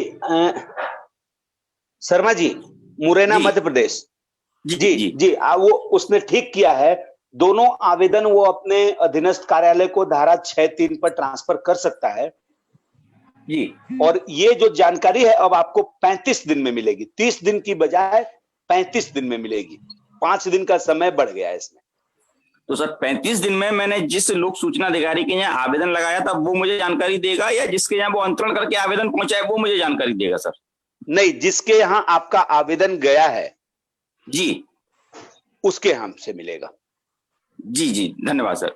दूसरा एक मेरा प्रश्न है जी सर। और कोई मित्र का कोई प्रश्न? पवन गोयल मेरा एक प्रश्न सर मैं ये सिर्फ मेरी ही नहीं, एक देश भर की व्यापक समस्या है कि शासकीय सेवक जब नौकरी में आता है, जॉब में आता है, तो उसके जो दस्तावेज है जॉब से संबंधित वो नहीं दिए जाते हैं और पूरे देश भर में इस प्रकार की सूचनाएं आ रही हैं और लोग परेशान हैं। इस पे थोड़ा सा लोगों को मार्गदर्शन करें, आपकी मेहरबानी होगी। जी जी पवन गोयल जी, इस पर ना एक पूरा विस्तार से एक क्लास किया जा सकता है कि आप किस तरह से आवेदन लगाएं कि आपको जानकारी प्राप्त हो। जैसे मैं आपको छोटे से मैं बताता हूं, आप कभी भी कोई चीज मांगे, जैसे हमारे इस कार्यक्रम में शुरू से आरंभ से उपस्थित हो रहे हैं अनिल शर्मा साहब, वो एक शासकीय कर्मचारी हैं। आप कभी मत लिखिए अपने आवेदन में कि मुझे अनिल शर्मा जी से ये जानकारी दिलवाया जाए या अनिल शर्मा जी की ये जानकारी, उनके सेवा अभिलेख की जानकारी दिलवाया जाए। आप पता कर लीजिए कि अनिल शर्मा साहब किस पद पर है और उनके पद पर, जैसे मान लीजिए अगर वो क्लर्क हैं, तो आप अपने आवेदन में ये मांगिए कि आप इस कार्यालय में क्लर्क के पद पर जितने कर्मचारी हैं सभी लोगों का शिक्षा से संबंधित दस्तावेज दिया जाए। तो ये थर्ड पार्टी जानकारी नहीं होती और ये आसानी से, ज्यादा मुश्किल नहीं कर, ये लोग ये जानकारी देते हैं। अजय सैनी जी और कोई प्रश्न करें? अजय सैनी जी। जी सर। जी नमस्कार सर। मेरे सर 2 प्रश्न है। प्रथम प्रश्न यह है कि जब इलेक्ट्रॉनिक माध्यम से आवेदन कैसे करते हैं, थोड़ा सा विस्तार से बता दीजिए। और इसी में बताइए क्या आवेदक को अपना नाम पता बताना जरूरी होता है इलेक्ट्रॉनिक माध्यम से? अगर ईमेल आईडी बताई जाए तो उस पर सूचना मिल सकती है। सर दूसरा प्रश्न यह है कि जब कोई लोक सूचना अधिकारी के पास हम आरटीआई करते हैं और कई आरटीआई करने के उपरांत भी कोई सूचना नहीं देता है, तो सर इसमें प्रश्न यह है कि क्या अपील करने के अतिरिक्त आयोग के पास हम उस लोक सूचना अधिकारी की शिकायत कर सकते हैं? सर बस 2 प्रश्न है सर, इस पे थोड़ा सा विस्तार से बता दें। आप कौन साहब बोल रहे हैं? सर मैं अजय सैनी बोल रहा हूँ, लखीमपुर खीरी यूपी। अच्छा जी अजय जी ये कार्यक्रम को एक बार और आप देख लीजिएगा। इसको आप YouTube और Facebook पर है, आप एक बार और देखेंगे तो आपके पहले प्रश्न का उत्तर मिल जाएगा। कि इसको फिर से बताना थोड़ा सा कठिन होगा, लेकिन आप देखेंगे ना तो आपको पता चल जाएगा आपके पहले प्रश्न का। दूसरा प्रश्न, सूचना के अधिकार पर आपको 30 दिन के भीतर जानकारी नहीं मिलती है तो आप 31वें या 35वें या 40वें दिन धारा 18 पर सीधा सूचना आयोग को शिकायत कर सकते हैं। सूचना आयोग आपको जानकारी नहीं दिलवाएगी, लेकिन जिस जन सूचना अधिकारी ने 30 दिन के भीतर जानकारी नहीं दिया उचित कारण के बिना, उसके लिए उस जन सूचना अधिकारी पर फाइन कर सकता है, आपको क्षतिपूर्ति दिलवा सकता है, लेकिन आपको सूचना धारा 18 पर नहीं मिलेगी। आप सूचना आयोग को शिकायत कर सकते हैं। और कोई मित्र? राजेश ठकराल जी पंजाब से प्रश्न करें सर। हाँ जी मिश्रा जी, आपने बोला भी आपने कोई, हाँ नमस्कार, आपने बोला भी आपने कोई सूचना मंगवानी है तो आप ईमेल के माध्यम से सूचना भेज सकते हैं और साथ में उसका जो शुल्क है वो मनी ऑर्डर के माध्यम से भी भेज सकते हैं।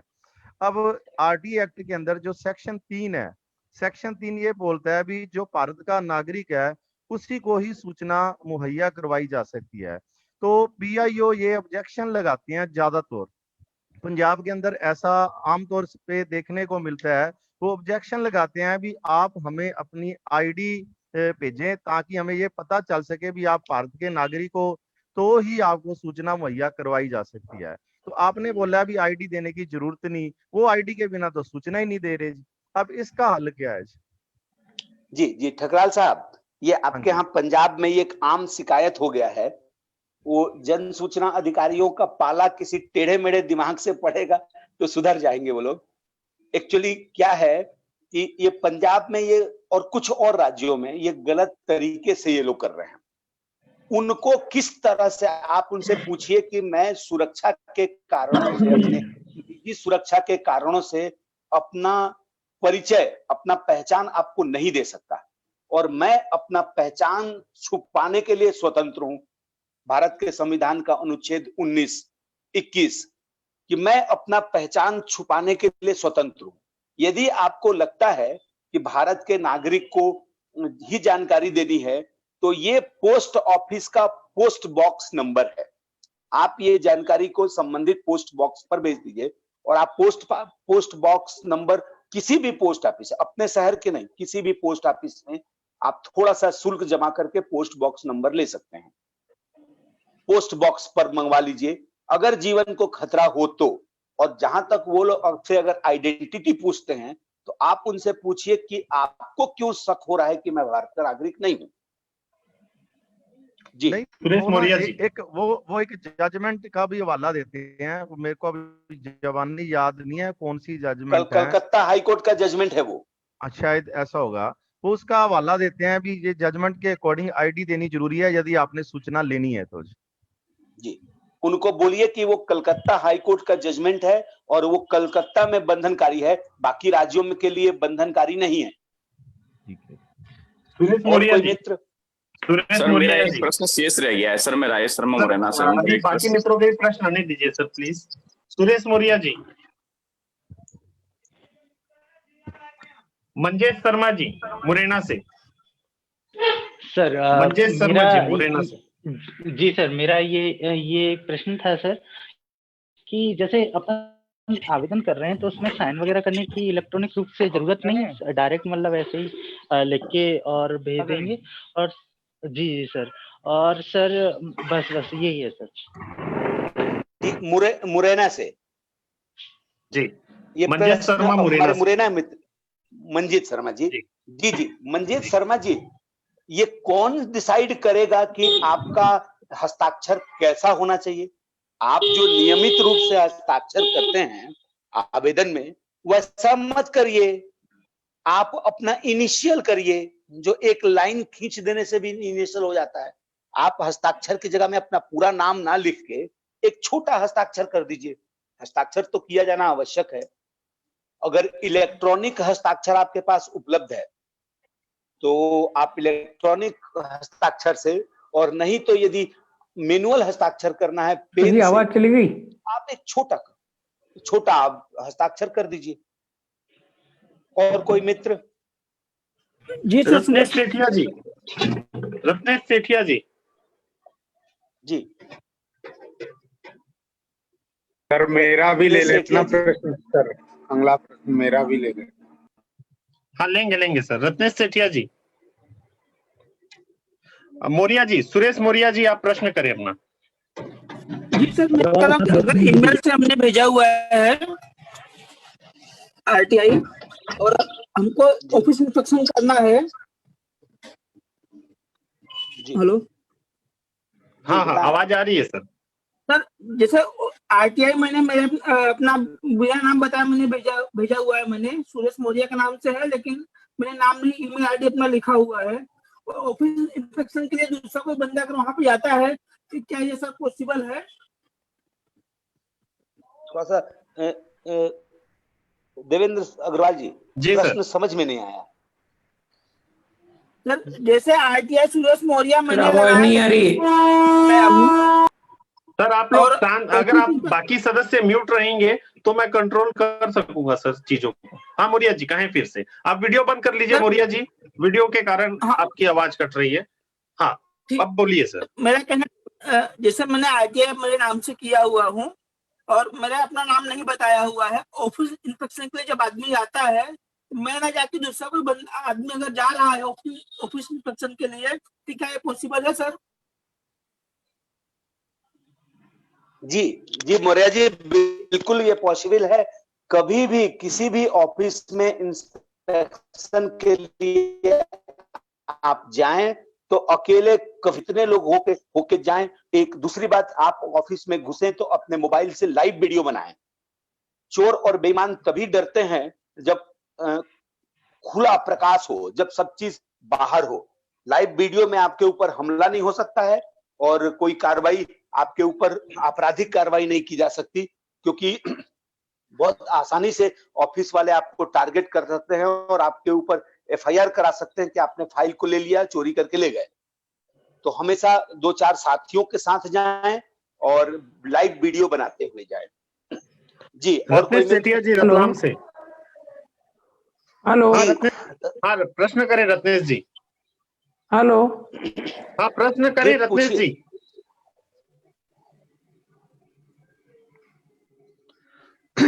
मेघराज जी, आप प्रश्न करें। हेलो। जी सर, बहुत बहुत धन्यवाद सर, आपका जो आवेदन है बहुत प्रभावित किया। लेकिन सर इसमें मेरे को ये क्लियर नहीं हो पाया कि जो मेरा आवेदन है उसका कहीं जिक्र नहीं है। वो आवेदन हम जिक्र कहाँ पर करें सर? और दूसरा सर, जो एक और रूलिंग थी AIR 2012 सुप्रीम कोर्ट बार संख्या 864 चीफ इंफॉर्मेशन कमीशन पर से स्टेट का नाम भूल गया सर मैं। वो एक तो वो, और दूसरा ये इंफॉर्मेशन। जी जी मेघराज जी, आप सबसे पहले इस वीडियो को दोबारा देखें, आपको काफी अनुभव हो जाएगा। आपने काफी चीजें मिस की हैं, उसके नोट्स बनाएं। सेकंड जो है, जहां पर आपको अपनी जानकारी लिखनी है, आप देखेंगे नीचे में डैश डैश डैश किया हुआ है। जहां पर डैश डैश डॉट्स किए हुए हैं, वहां पर आप अपनी जानकारी, वांछित जानकारी लिखेंगे। मेरे आवेदन का स्क्रीनशॉट है आपके पास? Yes yes sir. सर वो हमारे ग्रुप में जुड़े हुए हैं, व्हाट्सएप में मिल जाएगा। को मैं अपने किसी मित्र से अनुरोध करूंगा कि ये मेरे आवेदन की कॉपी व्हाट्सएप अपने ग्रुप में भी शेयर कर दें, ताकि बाकी जो मित्र उपस्थित नहीं है आज उनको भी मिल जाए। और ये मैं स्वतंत्रता देख के रखा हूं कि मेरे कोई भी मित्र, परिचित अपरिचित, जो नहीं भी परिचित हैं, मुझे नहीं भी जानते, मेरे इस आवेदन का उपयोग कर सकते हैं और मेरे नाम के स्थान पर अपना नाम और हस्ताक्षर कर सकते हैं। जी, कई साथी मित्रों की सर रिक्वेस्ट आई है कि जो आपने QR स्कैन यूज किया है, QR स्कैन की एक प्रॉपर कॉपी थोड़ी बड़े साइज में आप अगर भेज दें PDF या JPG में, तो बहुत आसानी होगी, ताकि लोग उसको अपने आवेदन में जोड़ सकें। बिल्कुल बिल्कुल, मैं इसको भेज दूंगा निश्चित रूप से। तो मैं बाकी साथियों तक पहुंचा दूंगा। जी, ये जो QR कोड है, यदि हमारे जो मित्र जो हैं, इसको अगर स्क्रीनशॉट लिए हैं, तो स्क्रीनशॉट को बड़ा करके दूसरे मोबाइल से अगर QR कोड को स्कैन करेंगे, जो एक्सपर्ट लोग हैं, वो बहुत आसानी से हो जाएगा और ये इजी दिखता है। सर एक्चुअली QR स्कैन के लिए प्रॉपर इमेज नहीं रहने से भी कई बार दिक्कत आती है। इस कारण से अगर आप अपने QR इमेज की एक्चुअल कॉपी की JPG या PDF हमें अगर शेयर कर देंगे, तो मैं सभी साथियों तक पहुंचा दूंगा। वो ज्यादा स्पष्ट और रहेगा। जी सर, मैं प्रोग्राम पूरा होने के बाद में ये चीज कर देता हूँ। जी सर। अशोक गोयल साहब की आवाज है ये? नहीं, ये मोरिया जी की थी, सुरेश मोरिया जी की, हमारे एक्टिव पर्सन है। QR कोड है, मैं आपको प्रोग्राम पूरा होने के बाद में करके देता हूँ ग्रुप के अंदर में सर। जी सर, जी बिल्कुल बिल्कुल बिल्कुल सर। और रत्नेश सेठिया जी कुछ पूछना चाहते हैं बालाघाट से। मेश्राम जी, आपका स्क्रीनशॉट ग्रुप पे मैंने शेयर कर दिया है सर जी। बहुत अच्छा, बहुत बढ़िया सर। मेश्राम जी बालाघाट से। गोस्वामी साहब भी उपस्थित हैं आज। जी सर। सर अभी हमारे पास जो हैंड राइज में है, रत्नेश सेठिया जी रतलाम से, गोविंद देसावरी जी। गोविंद देसावरी जी, आपका प्रश्न है कोई? है सर, है। हेलो जी सर, मैं ये चाह रहा था, जैसे धारा 6(3) के सर ने बताया कि अधिकारी को अगर जानकारी नहीं है तो वो ट्रांसफर करना है 5 दिन के अंदर। हेलो, आवाज आ रही है? हाँ जी, आवाज आ रही है। आ रही है, बोलिए आप। हाँ, हमने ऐसे ही एक जानकारी मांगी, तो एक विभाग ने वो ट्रांसफर ना करके हमें ये लिखा कि आप उस आवेदन को वहां जाके जमा करें।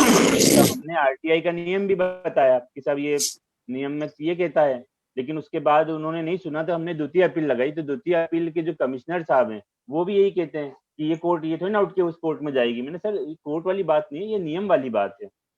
तो क्या कार्रवाई करनी चाहिए सर, मैं ये जानना चाह रहा हूँ। जी, ये तरीका गलत संस्थाओं ने अप्लाई किया है। जबकि लिख भी दिया हमने सर उस पे, धारा 6(3) ये कहती है, तो उसके बाद भी नहीं पढ़ रहे कमिश्नर साहब, तब सर अब हम इस पे क्या कर सकते हैं? ये तो गलत है। दुर्भाग्य है हमारे देश का कि इस तरह के कमिश्नर काम कर रहे हैं। जी जी। अनिल शर्मा जी दिल्ली से। सर इनकी शिकायत कर सकते हैं इसलिए ऐसे लोग हैं ये। हेलो जी, राजनीति। सर मैं जान रहा हूँ कि इनकी शिकायत कहीं हो सकती है कि कमिश्नर लोगों की भी? जी, आप राष्ट्रपति को शिकायत कर सकते हैं दस्तावेज के साथ, सबूत के साथ। जी और थैंक यू अपने सर। शिकायत में शपथ पत्र जरूर लगाइएगा। जी जी। और सर एक चीज और जानना चाह रहा था, एक क्वेश्चन और था, ये money order versus government treasury में कोई अंतर रहता है क्या? जी जी, मनी ऑर्डर पोस्ट ऑफिस में होता है और ट्रेजरी में इसका बेसिक पता है, लेकिन अपन ट्रेजरी से अगर पेमेंट कर रहे हैं किसी विभाग को, तो वो भी ट्रेजरी से पेमेंट नहीं की जाती है, ट्रेजरी में पेमेंट जाएगी। नहीं जाती ना आम आदमी ट्रेजरी में पैसा जमा नहीं कर सकता। नहीं, ऑनलाइन हो गया सर आजकल फैसिलिटी, हमारे राहुल सिंह सर भी बता रहे हैं और मैंने भी लगाया। IPO के जरिए से जा सकता है। ई फीस हमारे छत्तीसगढ़, MP और कई राज्यों में, पंजाब, दिल्ली वगैरह में सब जगह लागू हो गए हैं। इसके जरिए से आप ऑनलाइन फीस पटा सकते हैं। जी, मैंने अभी 2 RTI लगाई है, MP ट्रेजरी से, MP गवर्नमेंट से, और हो रहा है, उससे ऑप्शन आते हैं RTI का। इस पर भी हम आगे सर लेंगे चर्चा में। जी जी सर। अनिल शर्मा जी दिल्ली से। अनिल शर्मा जी। सर मेरा कोई सवाल नहीं था, एक निवेदन था। कल मैंने रिक्वेस्ट की थी कि श्री नीरज कुमार जी ने एक जजमेंट बता रहे थे, लेकिन आवाज उनके बीच में कट गई थी, वो जजमेंट शेयर नहीं किया गया। आपसे ये नया निवेदन है। सर वो कल ग्रुप की मीटिंग में ले लेंगे, ये आज के विषय का टॉपिक नहीं है। एक्चुअली उनके तरफ से अभी मिला नहीं है, मिलने पर आपको साझा कर दिया जाएगा सभी साथियों को। जी राजेश शर्मा जी, आप प्रश्न करें। हेलो सर, मेरा एक प्रश्न ये था कि जैसे हम आवेदन देते हैं तो उस आवेदन को प्राप्त होने के बाद 30 दिवस शुरू होते हैं, लेकिन ये क्या है कि पूरे हिंदुस्तान में जो RTI कार्यकर्ताओं की ये समस्या है कि उस आवेदन को 28 दिन तक, 27 दिन तक जो है लोक सूचना अधिकारी और प्रथम अपीलीय अधिकारी 4 लाइन का एक पत्र लिखने के लिए अपने पास रखे रहते हैं कि वो 30 दिन की समय सीमा। फिर जब 30 दिन की समय सीमा निकल जाती है तो वो पुरानी डेट में हस्ताक्षर करके, जो 30 दिवस के अंदर आती है, संबंधित को वो पत्र भेजते हैं, लेकिन वो उसको प्राप्त तो 30 दिन बाद होता है। तो क्या वो धारा 7(1) का उल्लंघन नहीं हुआ सर? जी राजेश शर्मा जी, बहुत अच्छा प्रश्न किए आप। जी देखिए, बहुत सारे विभाग ऐसा कर रहे हैं जैसा आप कह रहे हैं कि जनरली क्या होता है कि मान लीजिए 1 जनवरी को आवेदन उस विभाग को मिला, 28 दिन तक वो अपने पास आवेदन का कोई जवाब नहीं दिया। 28वें दिन आपको पत्र भेजता है कि ये जानकारी प्राप्त करने के लिए आपको 500 रुपए जमा करने होंगे, 250 पेज की जानकारी है। और जैसे वो ये पत्र आपको भेज देता है, वो 30 दिन की जो गिनती है वो बंद हो जाती है। इस संबंध में हम लोग विस्तार से किसी दिन चर्चा करेंगे। तो 30 दिन की गिनती बंद हो गई उसके भेजने के दिनांक से ही। अब जब आप जानकारी उसको भेज देते हैं, पैसा आप 500 रुपए जब उसको भेजते हैं और जिस तारीख को मिलता है उसको, उस जन सूचना अधिकारी को 500 रुपए जिस तारीख को मिला, उस तारीख से फिर 30 दिन वाली गिनती शुरू होती। लेकिन ये 30 दिन की गिनती 28 के बाद नहीं शुरू होती। अब उसके पास केवल 2 दिन का समय है कि वो 2 दिन के भीतर आपको जानकारी भेज दे।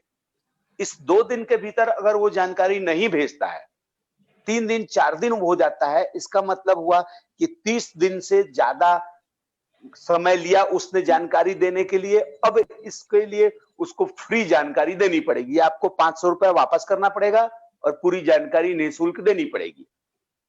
तो ये बारीकी अगर आप बालाघाट से। अग्रवाल सर शुक्रिया, और मिश्रा सर के सभी साथियों का मैं बहुत बहुत आभार। आज मिश्रा जी की जो जानकारी थी सर, बहुत ही जबरदस्त जानकारी आपने आवेदन के बारे में दी। मेरा प्रश्न था सर, जी सर, मेरा प्रश्न था कि मैंने आवेदन लगाया, 30 दिन हो चुके, 30 दिन के बाद में उसने अंतरित कर दिया और अंतरित करके फिर वो भी टाइम निकल गया। उसके बाद में मुझसे उसने वो फीस की मांग की कि इतना पैसा भेजो। लेकिन ये जानकारी जब मैंने सेकंड अपील में की तो प्रथम अपील अधिकारी ने भी कोई जानकारी नहीं दी, उन्हें भी नहीं दी, और इसमें सूचना आयुक्त ने इसको नजरअंदाज कर दिया, किसी पे कोई भी पेनाल्टी नहीं ठोकी। तो अब ऐसी स्थिति में क्या करना चाहिए ये बताइए। जी मैं बताता हूँ। मेश्राम जी।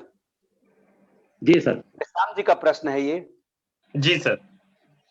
जी, मैं इसमें आपको बताना चाहता हूं कि आवेदन प्राप्त होने के जो विभाग को, प्रधानमंत्री कार्यालय को आवेदन प्राप्त हुआ, 5 दिन के भीतर वो रेल मंत्रालय को ट्रांसफर करेगा। इन्होंने यदि 30 दिन तक आपके आवेदन को रोक के रखा था और 30 दिन 35वें या 40वें दिन आपके आवेदन को ट्रांसफर किया, तो ट्रांसफर करने के बाद वो जो विभाग है जिसको आवेदन मिला धारा 5(5) में, उसके यहाँ दिन 1 दिन से पहले दिन से 30 दिन का काउंटिंग शुरू होगा। लेकिन इस व्यक्ति ने, जिस व्यक्ति ने आपके आवेदन को ट्रांसफर किया है 35वें या 40वें दिन, इस बात को लेके आप सूचना आयोग में शिकायत कर दीजिए धारा 18 पर, और आप उनको बताइए कि इनको 5 दिन के भीतर ट्रांसफर करना था और इन्होंने इसको 40 दिन तक अपने ऑफिस में रोक के रखा था, इनको फाइन लगाइए और मेरे को क्षतिपूर्ति दिलवाइए। लेकिन जिस जन सूचना अधिकारी को आवेदन मिला, अगर वो 30 दिन के भीतर आपसे पत्राचार कर लिया है या पैसा मांग लिया है, तो ये उसका फॉल्ट नहीं है। सिम्मी अग्रवाल। कोई मित्र? सिम्मी अग्रवाल। अरे कुछ हो ही नहीं पा रहा फालतू। सिम्मी अग्रवाल। ललित सिवारे, राजनांदगांव। सर नमस्कार। नमस्कार सर मेरा एक प्रश्न था, छत्तीसगढ़ में CGE डिस्ट्रिक्ट का एक पोर्टल है जिससे हम जातीय आय बनाते हैं, उसमें RTI डालने का एक ऑप्शन है, उसमें मैं डाला हूँ सर। उसमें बोलता है कि मूल दस्तावेज के साथ आवेदन करें कार्यालय में। दूसरा प्रश्न है मेरा सर, मैं BPL वाला हूँ, तो सर BPL वाला 2002 का मान्य है 2011 का, कुछ विभाग में 2002 वाला मान्य किया है, जैसे सामान्य प्रसारण विभाग या आदिम जाति विभाग, लेकिन उसका अधीनस्थ कार्यालय है जो संचालनालय है या उसका जो सेक्रेटेरिएट है, वहाँ से उसको मान्य नहीं करते। तो इसके लिए क्या करना है बताइए। जी आप ये जो जाति निवास प्रमाण पत्र वाली बात कह रहे हैं ना, उसमें ये लिखा है कि मूल सर उसमें पोर्टल में सर ऑप्शन है कि RTI हम लगा सकते हैं, उसमें 100 प्रकार का सेवा है, उसमें RTI भी सेवा है आवेदन करने का। ठीक, आप जो पूछ रहे हैं ना कि BPL वाला, थोड़ा सा आप अपने कार्ड को देख लीजिए। बहुत से मित्रों को ये स्पष्ट नहीं है कि BPL कार्ड जो है ना वो गरीबी रेखा वाला कार्ड है। हाँ सर, या फिर मुख्यमंत्री, सुनिए ना, या फिर मुख्यमंत्री खाद्यान्न योजना का, यदि मुख्यमंत्री खाद्यान्न योजना का अगर कार्ड है जिसमें केवल खाद्यान्न मिलता है, तो वो BPL कार्ड की तरह मान्य नहीं है और वो सूचना के अधिकार पर लागू नहीं है। लेकिन यदि आपका BPL कार्ड है तो आपको कोई भी पंजीयन शुल्क नहीं लगेगा और 50 पेज तक की जानकारी फ्री मिलेगी। नहीं सर, कुछ विभाग देता सर, लेकिन कुछ विभाग नहीं देता सर, ऐसा है।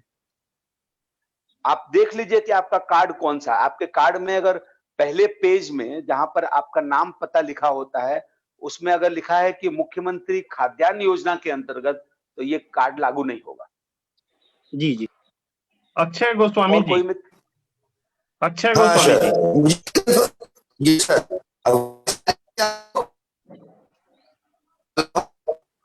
जी गोस्वामी जी, सर वीडियो आप बंद कर लीजिए। अक्षय गोस्वामी जी, आप अपना वीडियो बंद कीजिए, आवाज साफ आएगी। Just minute sir.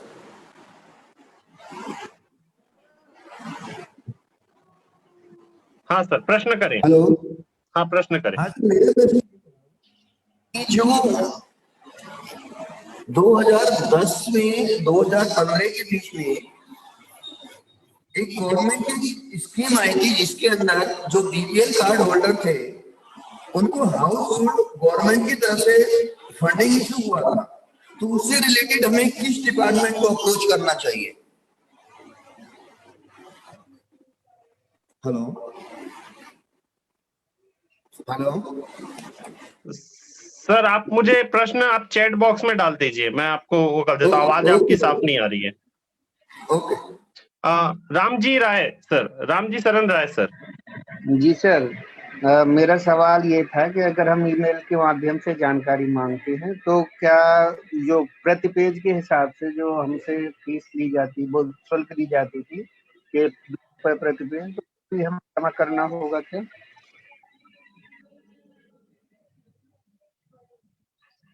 सर आपका आवाज साफ नहीं था, आप कभी एक बार फिर से रिपीट करें। राम जी शरण राय।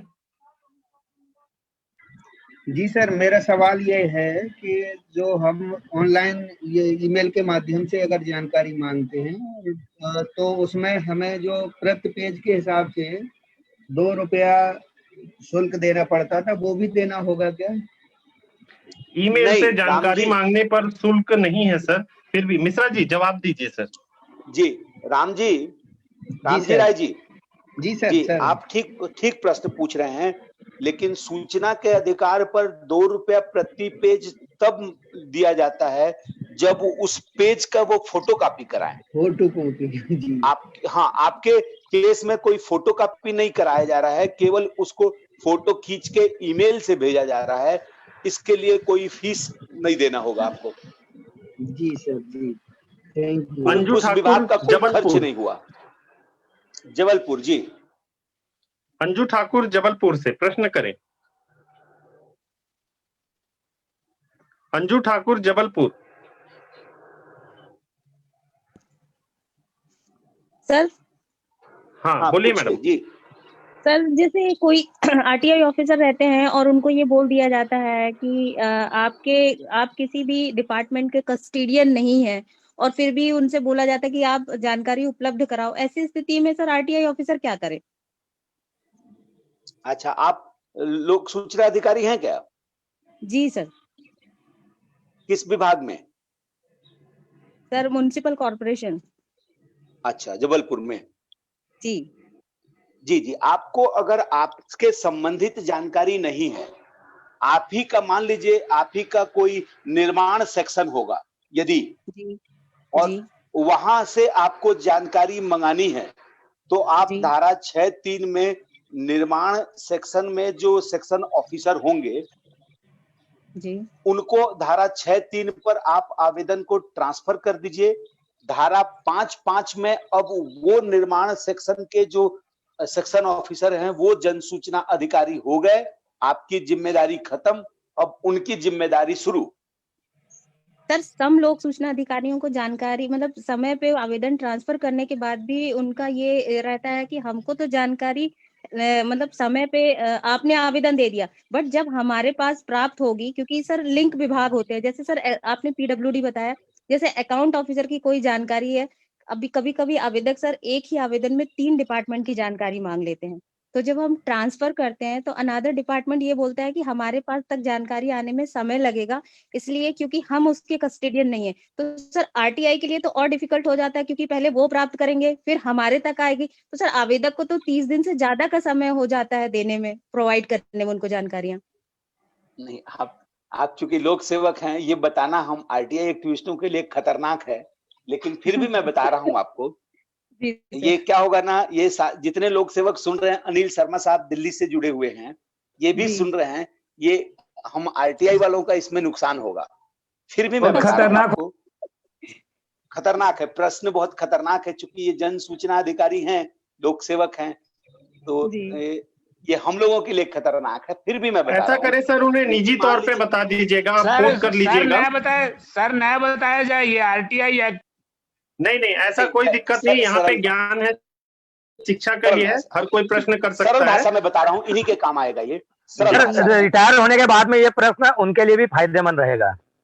जी सर। अच्छा, तो ये आप अगर सूचना के अधिकार पे आवेदन आता है आपके पास, तो मैं उदाहरण दे रहा हूँ, मुझे नहीं पता है डिटेल आपके ऑफिस का, तो आप अगर मान लीजिए कोई निर्माण शाखा होगा, पीडब्ल्यूडी डिपार्टमेंट, तो अपने आवेदन को पीडब्ल्यूडी में आप ट्रांसफर करेंगे। पीडब्ल्यूडी वाले को लगेगा कि नहीं, ये तो सिविल शाखा का जानकारी है, तो वो सिविल शाखा को ट्रांसफर कर देगा। सिविल शाखा को लगेगा कि नहीं, ये तो मेरे यहाँ का नहीं है, ये तो कोई और शाखा से है, तो वो वहां ट्रांसफर कर देगा। ऐसे करके 5-5 दिन बढ़ते बढ़ते आप 20 साल भी बढ़ा सकते हैं। जी सर, एग्जैक्टली यही होता है। जी जी, और ये खतरनाक है इसमें हम लोगों इस पर के लिए। लेकिन जो लोक प्राधिकारी होती है, लोक प्राधिकारी की जवाबदारी होती है कि वो 4(1)(ख)(b) 4(1)(b) के 6वें कनिका के अनुसार ऐसी सभी रीतियों का इस्तेमाल करेगा जिससे वो प्रवर्गों के ब्यौरे लोगों को मिल सके। लेकिन अगर उसने प्रवर्गों का ब्यौरा नहीं दिया है और आप इस चीज को समय सीमा से खींच रहे हैं अपनी गलतियों को छुपाने के लिए, तो वैसा आप नहीं कर सकेंगे। इसके लिए सक्षम लोक प्राधिकारी या लोक प्राधिकारी इसके लिए जिम्मेदार होगा, जिसके संबंध में धारा 19(1)(क) में विस्तृत वर्णन है, जिसके कारण से लोक प्राधिकारी पर भी 19(1)(ग) और घ में कार्यवाही हो सकती है, जिसका दंड लोक प्राधिकरण को उठाना पड़ता है।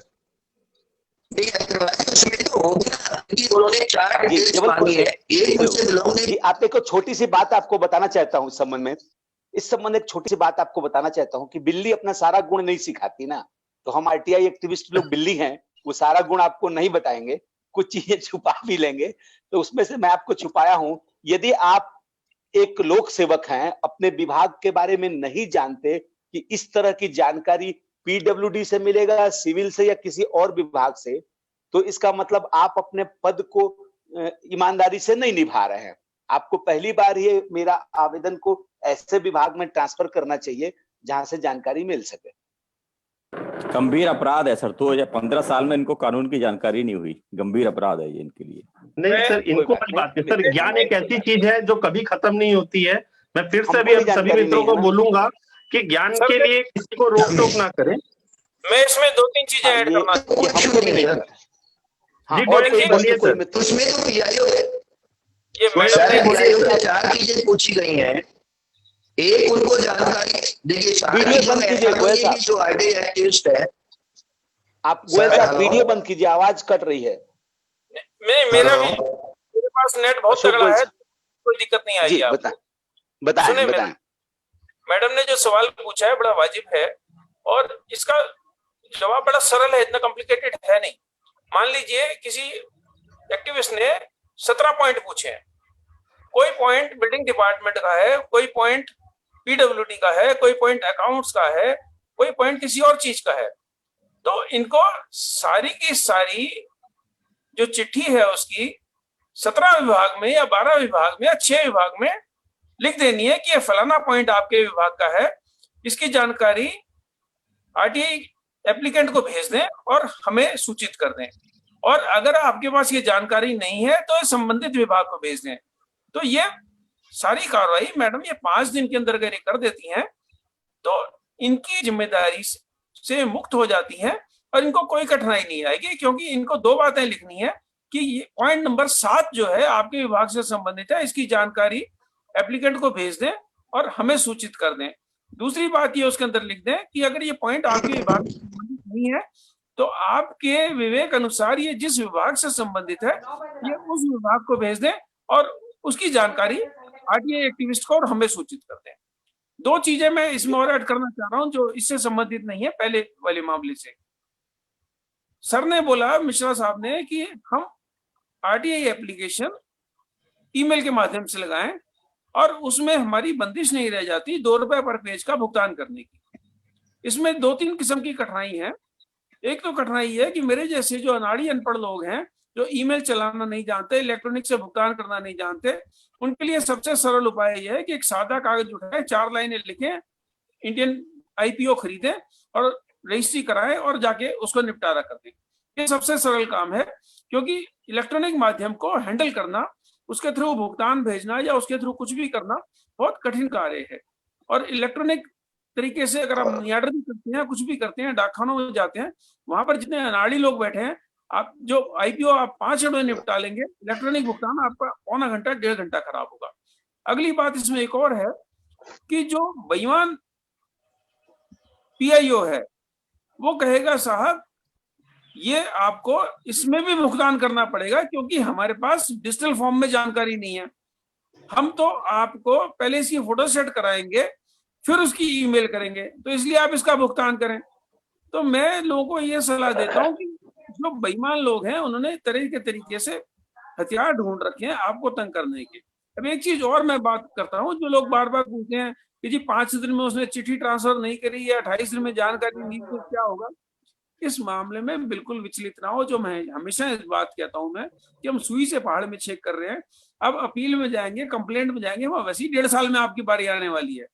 तो 5 दिन, 15 दिन, 25 दिन में बिल्कुल परेशान मत हो। जब भी आपको मौका मिले कंप्लेंट दर्ज कराएं, जब भी आपको मौका मिले सेकंड अपील में चले जाएं।